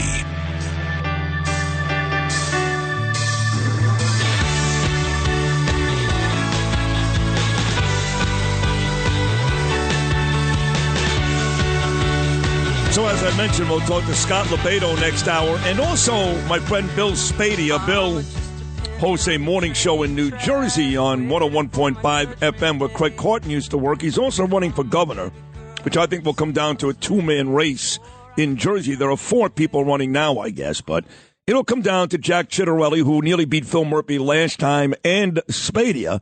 Spadea will join me right after LoBaido and talk about these drones in New Jersey. But the big star today is my dear friend, Judge Jeanine Pirro, who has, up to this point, the only interview with Daniel Penny, who, thank God, was found not guilty 2 days ago. She looked great on Fox News about 15 minutes ago. Big white rose on her dress. Here she is, the judge. Jeanine, good morning. How are you? Good morning. I am well. How are you? I'm great. Let me tell you how my morning started. I get off the elevator. This is circa 5 a.m., Jeanine. It's like a 4:45 in the morning. Usually I get off the elevator. It's very quiet. It's dark. There's nobody here but my guys, you know. Yeah. And who am I greeted by when I get off the elevator? You. And you're saying, wait a second, I wasn't at your station at 4:45. Well, there's a party here tonight, Suzanne Miller's holiday party, which I guess you're coming to. And as soon as you get off the elevator, there are 2 life-size cardboard cutouts of you and Kilmeade.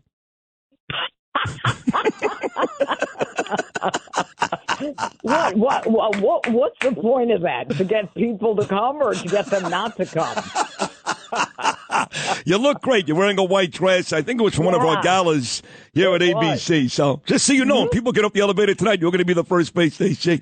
Yeah, okay. But I did see you moments ago on Fox News and clips yesterday as well. Give me your impression of Penny. There are times throughout the interview he does answer questions, but he is clearly very uncomfortable. I mean, really uncomfortable. What were your impressions of Penny when you sat down with him? You know, understand that I, like most of America, and certainly New York, have been watching Danny Penny for the last 5 weeks sit very stoically in the courtroom. Doesn't move a muscle, doesn't react. His face is, it doesn't change. He sits ramrod straight, and irrespective of what the testimony is, he has literally no reaction. So he is a stoic with all of this chaos around him. And I had the opportunity to have dinner with him the week before the verdict came down, the ultimate verdict. And that was very famous. Just that was a very famous Tuesday night dinner. He got a certain phone call, but go ahead. yeah. You know that, huh? Thanks to you. So, yes. Anyway, at one point he actually kind of cracked a smile, and I realized that this is a guy who is all about duty and honor, and certainly wants no attention. He is not someone who's like, if you think of a Marine as like a tough guy, I'm going to show everybody. That's not him. He is very introverted. He has the training of a Marine, and he's got the courage of a lion. He is someone who made a decision to step up in a case where he could have just kept his earbuds in his ears. But when he saw Jordan Neely's, a barrel is the word he used, onto the train, throw down his jacket, said some MFer is going to die today, and I'll go to jail for the rest of my life. I don't care. And he was clearly agitated, aggravated. The car froze, and he said he realized that he was serious. It was unlike anything he had seen before. He's been on trains in the subway since he was a little boy. He said this was beyond anything he had experienced, and he made a decision. And what Alvin Bragg tried to do in turning this into a political trial, into a trial where he impugned the racial motivations of Danny Penny, where the prosecutor's office referred to him as the white guy, where the indictment only came after Al Sharpton and the gang came in and protested. What they did was horrible. The truth is, Danny Penny stood up when most people wouldn't. And on that car were women, children, black, Hispanic, white.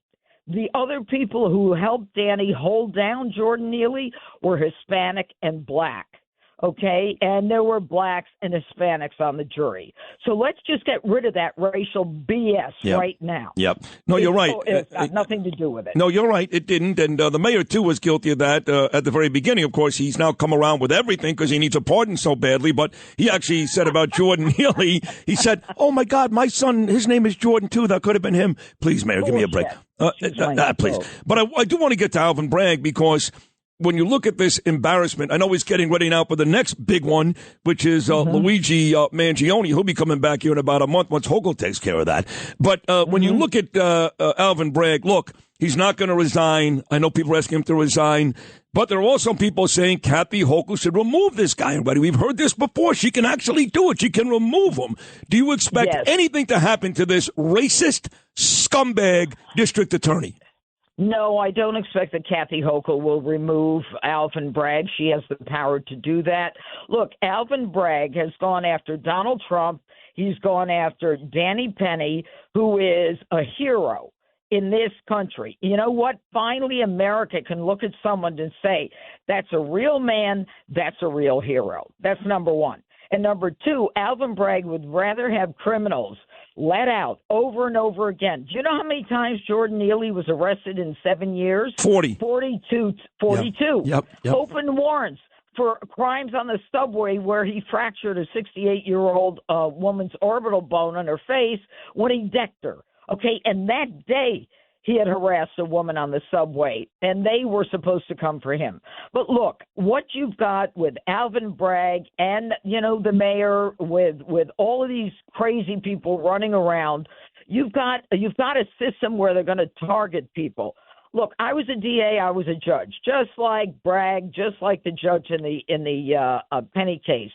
This thing was charged against him unfairly. They weaponized his military service. They made it seem that because he was a Marine, he was there to kill. He wasn't there to kill, and he didn't kill.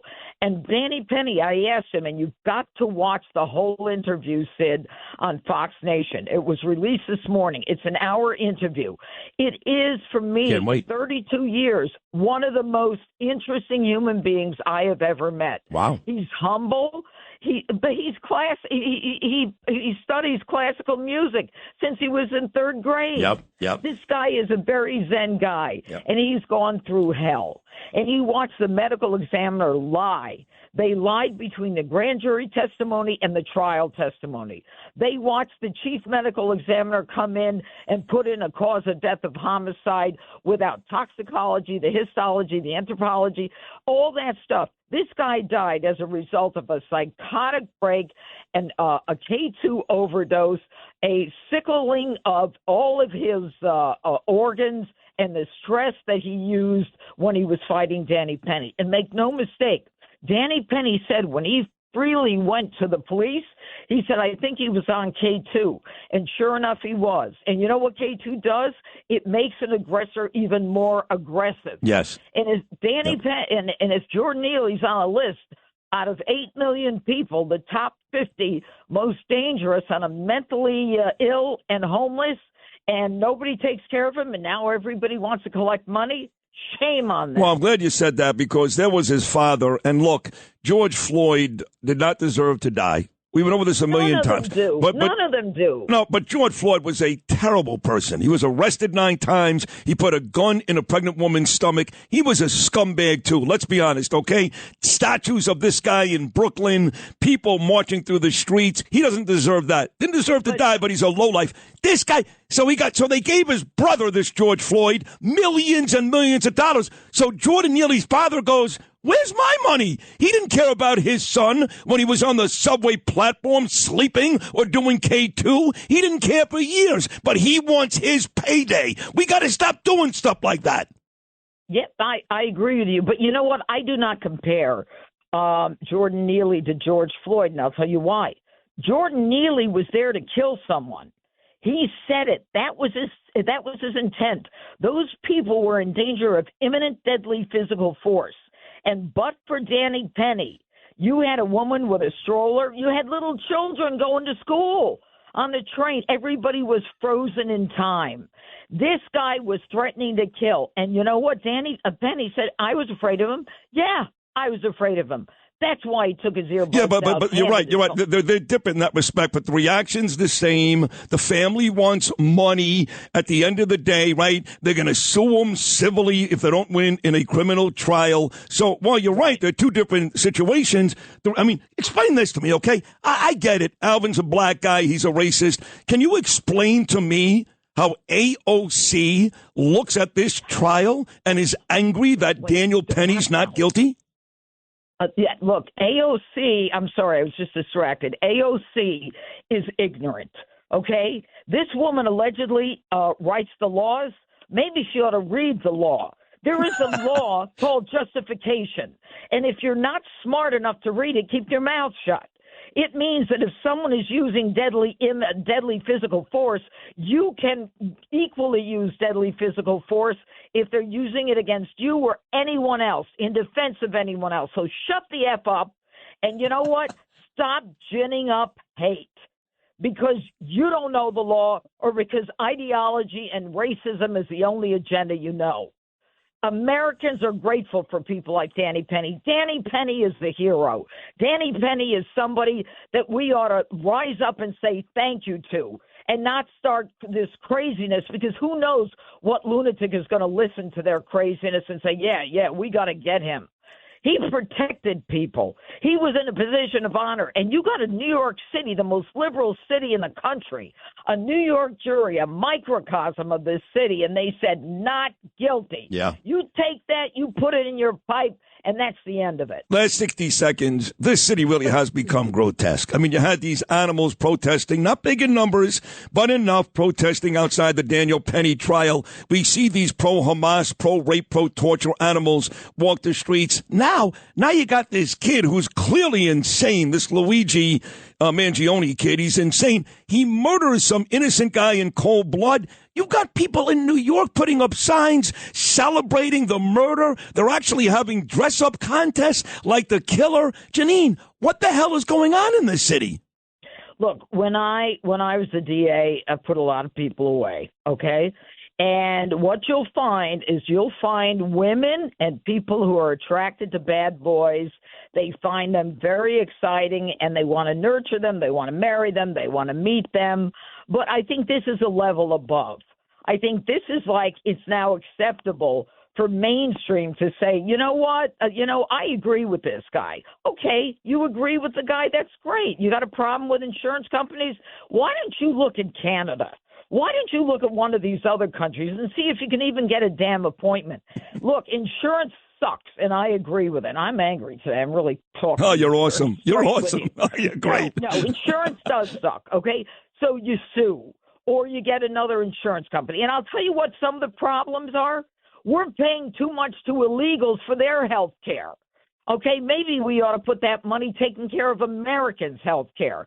Maybe we ought to go after the health care industry. I agree, but you don't kill someone. Right. You don't kill someone. This kid, Mangione, grew up with a silver spoon in his mouth, went to Penn, went to all these fancy schools, and he killed, 26 years old. Danny Penny didn't go to a fancy school, 26 years old. He put himself in a position of dying to protect. Now, you tell me the difference. You know, there are good people and there are evil people, and that's the end of it. My God, was this was your greatest segment ever? You don't even realize how great this was. Like, to be honest, when the show starts at 5 o'clock this afternoon, tell Dana and Jesse and everybody else to sit in the back and just play these 12 minutes. It's that good. I swear to you. This is as good as radio gets. You're the absolute best ever. Thank you. Thank you. All right. Hey, go to Fox Nation. Get the whole interview. It's up right now, right? It's worth it. Yep. All right, Fox Nation, phenomenal. get the whole interview. My dear friend Jeanine, who's the best in the business. And Danny, thank you, sweetheart.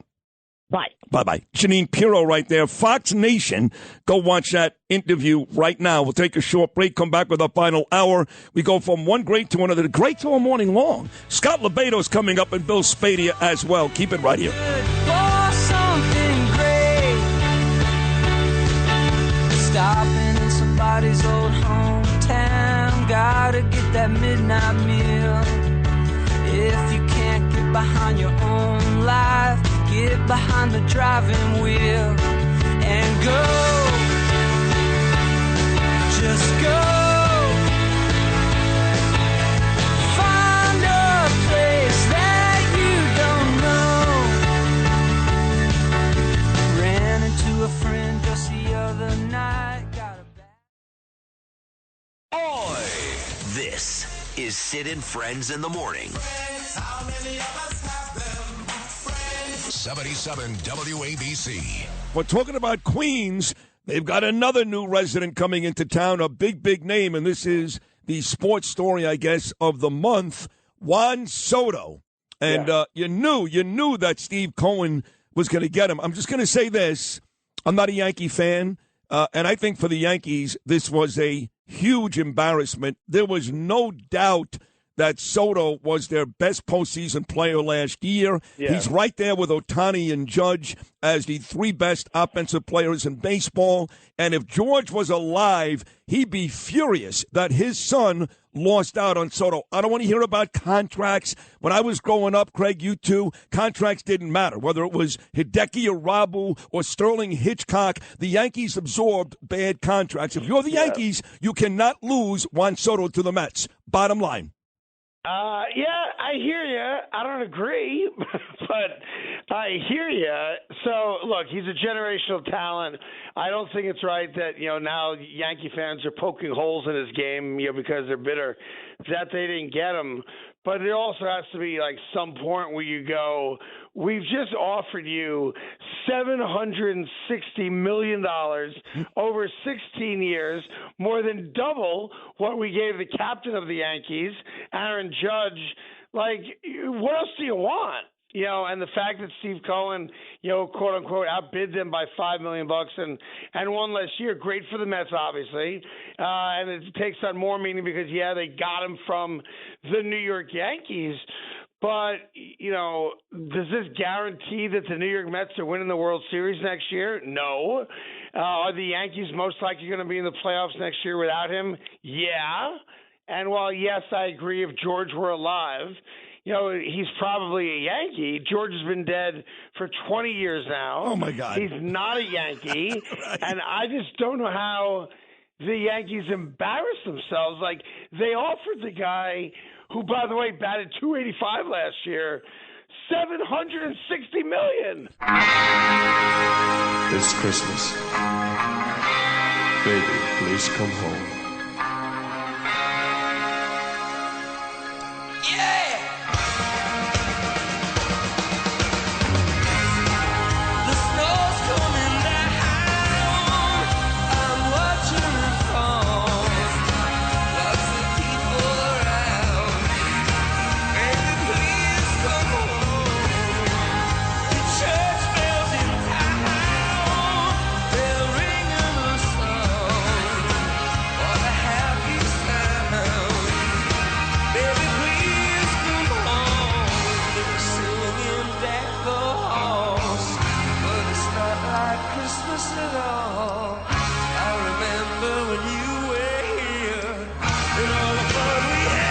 I love this one. You too, as we make a Baby Please Come Home. That was Radio Hall of Famer, now the host of Breakfast Ball on Fox Sports 1 every morning, my dear friend Craig Carton on the Juan Soto signing. We'll take a short break. When we get back, he is the relentless patriot, coming off maybe his best work yet. A bunch of S-heads will explain with the great Scott LoBaido next.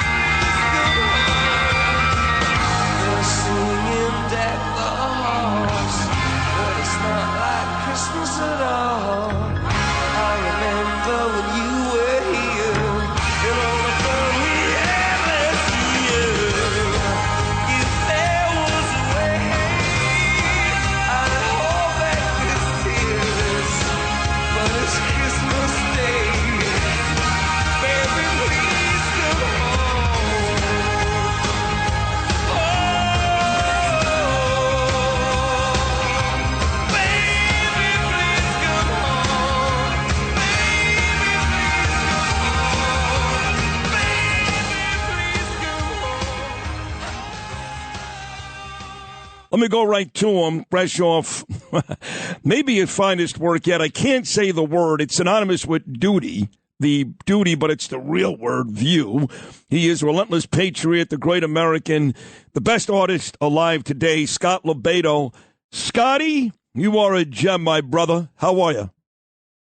Good morning. Again, I am always honored that they always say that the opinions of our guests do not reflect the opinions of this station. Before I go on, I listen to the show in the morning, and I only hear it when I come on. Well, that's not an accident, although I will say this. Your opinions are the same as mine and the same as the last couple of guests you just heard, from Jeanine Pirro to our dear friend Siggy Flicker. We've all got the same opinions. So all over Instagram, getting thousands and thousands, if not hundreds of thousands of views. And I must tell you, every time you posted something with this painting, I have reposted on my story, on my Instagram.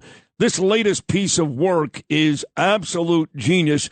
I can't stand those repulsive hags on The View.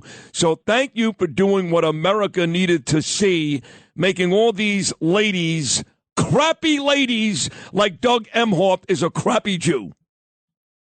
Yeah, well, it's actually well into the millions of views between my 3 social media posts. Yes. This one might be my best. Every time I unveil something, it gets huge reviews, but this one blew it out of the water.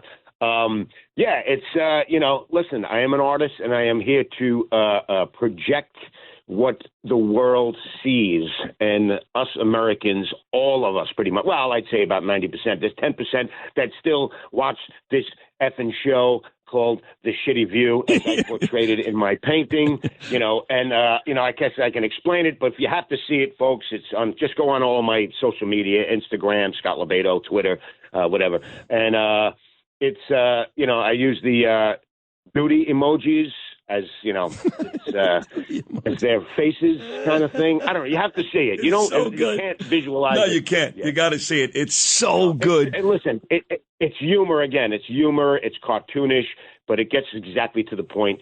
Do you understand that these women getting paid millions of dollars? Yeah. I mean, like $8 million, $10 million a year. No, I know. To spew their hatred, to spew stupidity, ignorance.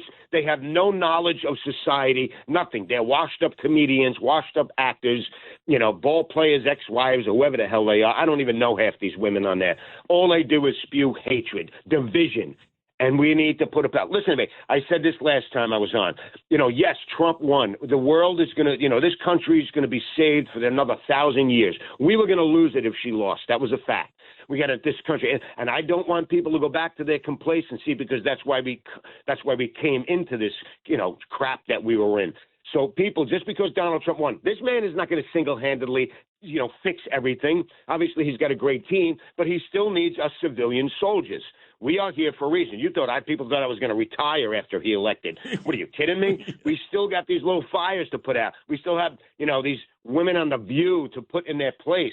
We still got to fight. Let's get de Blasio's wife back here, who took $1 billion with a B, folks, from this thing called Thrive, that was supposed to help the mentally ill people in this city, like Neely, that was, that died because of that hero, Penny stopped him from killing somebody. This guy Neely should have never been in that situation because of the $1 billion that was supposed to help these folks in the city. So you got to understand, folks, we cannot be complacent. I am not going to stand by and say, oh, everything's good, let me go suck up the milk and honey.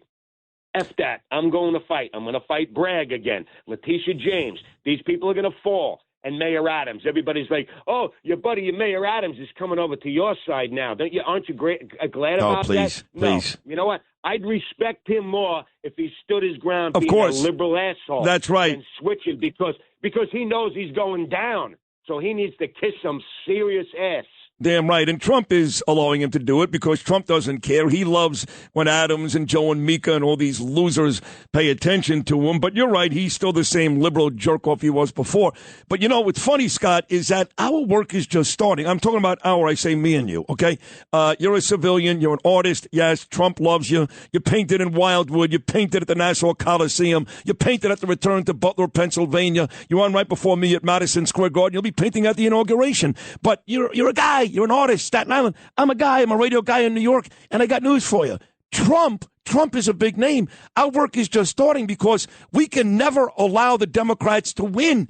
Ever, ever, ever. And now, 4 years from now, we're not going to have a Donald Trump. Scott LoBaido and Sid Rosenberg will be in some stupid city somewhere in the Midwest trying to bang up Glenn Youngkin or Nikki Haley or Ron DeSantis or who knows, or Lara Trump, who knows what. We got to keep doing this, no? Yes, 100%. And there's a lot, not just us. Look, I put my time. By the way, I have still not gotten back from anybody that I'm going to be performing at the big ball or at the inauguration, and I'm getting a little antsy here. Nobody put their time in more than I did for 35 years for this moment. The ball better not be dropped with me, or there's going to be some serious issues. Oh, I'll go nuts. Somebody give me a call. I'll go nuts. But believe me, I might have to pull Siggy's the Siggy call. Call her. She was with the president she was on this show this morning. She was with him a couple of days ago. Call her. Yeah. I might have to because my connections are not coming back to me. Anyway, listen, one more thing I want to talk about. Yeah, look, again, back to being on top of things, folks. We all know the story about these drones. You're not seeing it on the mainstream media, but these drones that are popping up all over the East Coast, especially in New Jersey. My nephew called me the other night in a panic because there was a drone over his head, over his house, the size of a Chevy Suburban. Oh, my God. Now, listen to me. Listen to me. This is nobody knows. The government, the feds are not explaining what these things are. When I scratch my ball bag, the government knows. They're not telling us what these drones are. They're not telling us. Listen to me. If we have nothing to be afraid of, then they should tell us. Okay? We all panicked with these Chinese spy balloons. We see these drones the size of buses blowing up stuff in the Ukraine. What if they're not going to tell us what they are? People, I don't know. I hate telling people what to do. I'm not telling people what to do. But look, this is where you need to get. You know, we run the government. How many times do we have to say this, people? Okay, that's going to change with the new administration, but that's a month from now, and it's going to take a while for the transition to happen. Everybody thinks it's going to happen overnight on January 21st. No. Find out. We need to find out immediately what these drones are before something stupid happens. Couldn't agree more. Leave it at that. No, I couldn't agree more. In fact, I'm going to bring on a guy right after you. He happens to host a morning show, a very popular one in New Jersey, 101.5 FM. He's also running for governor. I believe he'll be one of the last two men standing alongside Jack Chitterelli, who nearly beat Phil Murphy last time. Bill Spadea will join me right after you, Scott, to talk about what's going on with these drones in New Jersey. I want to hear it. Yeah, but once again, you are amazing. Scott, you're amazing. Listen, one thing, folks, I have my big annual art show next Wednesday, December 18th at the American Hotel in Freehold, New Jersey. It's one night only. You can't miss it. All my great paintings, the shitty view will be there. All my political stuff, new stuff. Go to ScottLoBaido.com, RSVP. Wait, so say that again now? One night only. Give out that information again. My big annual art show I have every year is Wednesday, December 18th, 6 to 10 p.m., one night only at the American Hotel in Main Street, Freehold, New Jersey. Go to ScottLoBaido.com to RSVP. You don't want to miss this. I did get an invitation from, I think, Patrick McAndrew. Does that make sense? I don't know. I got an invitation. I don't know. It's a nice invitation, and I'm glad that you put it right in everybody's backyard. Freehold, New Jersey. What are you, nuts? I mean, Springsteen can come. I go up and down the East Coast with my shows every year. Jersey's a big fan base. Yeah, they love you there. No, I know they do. Well, we're going to talk to Bill Spadea coming up. We'll be there next Wednesday night, the big annual Scott LoBaido art show. And your last painting was brilliant. This appearance was brilliant. You are the relentless patriot for a reason, Scott LoBaido. We love you. Thank you so much. Love you, brother. Peace Love out. you more. There he is, the great Scott LoBaido. What an artist. This guy, he really is a genius. We'll take a short break. As promised, when I get back, we'll talk to Bill Spadea in New Jersey about these drones. That's how we'll wrap up today's show. Spadea coming up next.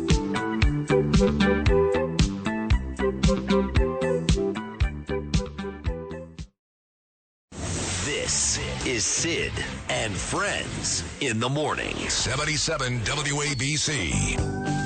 Don't think sorry's easily said. Don't try turning tables instead. All right, this drone story has everybody on edge. You know, I heard the mayor, Eric Adams, say when Luigi Mangione was on the loose, that New York was on edge. No, we weren't. We knew one guy tried to kill one guy. He got it done. Nobody was on edge. But this drone stuff between New York and New Jersey has us all on the edge. Is it our drones? Is it China? Is it Russia? We just don't seem to know. A lot of drones, a lot of sightings, and no answers. And when Democrats like Booker in New Jersey ask a Democrat administration for some type of answer and they don't give it, that really makes you wonder what the F is going on here. Bill Spadea, big-time morning show host in New Jersey, 101.5, also running for governor, and a good buddy of mine here for a couple of minutes to check in. Bill, how are you this morning, pal? Sid, good morning. Thanks for having me on. Boy, what a story this has developed into. It really has, and no one has any answers. I know you've been on Fox News, you've been on Newsmax, all these networks. You're in Jersey. Phil Murphy, the governor, he's a louse. He's no good, but he's as confused as anybody else. What's the story, Bill Spadea? Well, let me say this. Last week, so first of all, this story now has been running for about 3 weeks. And when we first heard about it, I will be honest, Sid, most of us here at the station and on the campaign and most of the listeners did not think much of it. They thought, yep, a couple of drones in the sky. Maybe it had to do with the Disney show that happened in New York Harbor. Not a big deal. We were even joking about little green men. Now you fast forward. Last week, I asked my listeners, I said, let's call Governor Murphy's office because the fact that he has not made a statement about this in 2 weeks is concerning. We flooded his office with tens of thousands of calls and inquiries, and a couple hours later that morning he made a statement. The problem, Sid, is he showed that he had no idea what was going on. So here's my concern. Picatinny Arsenal, the base in northern New Jersey, said they did not launch any of the drones. Then you have the FBI testifying yesterday saying, we don't know what these drones are. Sid, I asked the question earlier this week. I said, either we have a U.S. military sanctioned operation and someone's lying to us, or we have a government that is so incompetent that they have no idea how we have these vehicles flying just a few hundred feet over very sensitive areas in the Northeast. This is very concerning at the least. See, the problem is either answer is no good. It goes back, you can appreciate this. He was your governor, Chris Christie, with that whole traffic jam on the George Washington Bridge. If he actually called for it, that's no good. If he didn't know about it, he's the captain of the team. Right. He needs to know about it. So either way, Christie was screwed. This is kind of the same situation. I want to chalk it up to ineptitude. I really do. That would be my gut feeling. What's your gut feeling? Well, if it is complete ineptitude, then that means we as a nation, thank God President Trump is going to be taking office very soon, because we are clearly vulnerable either to our enemies or, who knows, some corporate entity that is deciding to test. One Air Force retired general said maybe this is just a test for a future consumer product of flying cars. I mean, I don't know. Any theory is game right now. My concern is that whether that's true, whether that Air Force general was right, or whether this is potentially an enemy force, either way, how is it possible that we are not defending the skies over New Jersey and New York? And if, in fact, it is a government operation and we should have nothing to worry about, then say that. But let me say, Sid, why is it that Governor Murphy and others have come out and said there's nothing to worry about, there's no threat? Who told them that? How do they know that there's no threat? They don't know, and I know a lot of folks in New Jersey said that to Phil Murphy yesterday. How do you know that there's no threat? About 60 seconds to go here. Again, I introduced you as a man running for governor. 3 or 4 guys running. I know 2 or 3 of you guys. 3 of you guys have been on this radio show before, but you seem to have a lot of the momentum, Bill Spadea. How does that campaign look right now? The campaign is looking fantastic, Sid. We have a clear pathway to victory on the June 3rd primary, and then I believe I'm the only candidate that can mobilize the Trump vote, which is very strong in New Jersey. The president only lost this state by about 5 points, but at the same time appeal to those middle road Democrats and independents who, quite honestly, Sid, with the radicalism and extremism of the Democratic Party, they are looking for a home. They're looking for a home that is pro-Israel. They're looking for a home that is pro-family and pro-worker, middle-class worker, working-class families. And I'm that guy, and I'll tell you this, as governor, this would not stand. I would be not only transparent, but I would be pushing the envelope with the administration in Washington to say, what is going on? We are not going to leave our citizens vulnerable to the unknown. Something needs to be done. We need real courage and leadership. Can't argue that. Of course, we do very, very well in Jersey. I know you got your own big-time morning radio show. They love you there, as they should, but we do very well. So the odds are you and I will be talking quite a bit over the next few months until that June primary. Thank you for hopping on today. Good luck to all you folks out there in Jersey finding out what really is going on. Bill Spadea, we'll talk again very soon. Thank you so much. You did. Appreciate you very much. You too, pal. You got it, pal. You too. There he is, the morning show host at New Jersey 101.5 and running for governor, my friend Bill Spadea. There he is. All right, we're done for today. Been a spectacular program once again. Lou Rufino Alan Parsons' Eye in the Sky. That makes a lot of sense with that last interview. Justin Ellick, as always, spectacular job. Noam Layton as well. See you folks, some of you, later on tonight here at the ABC studios for the big Suzanne Miller Blast, and Vicky Palladino out in Whitestone, Queens. We'll all be back, as Gene would say, God willing, for a big show tomorrow at 6 o'clock. We got huge shows, huge, the next 2 days. So from my whole crew, Sid and Friends in the Morning, to all of you, New York City, peace.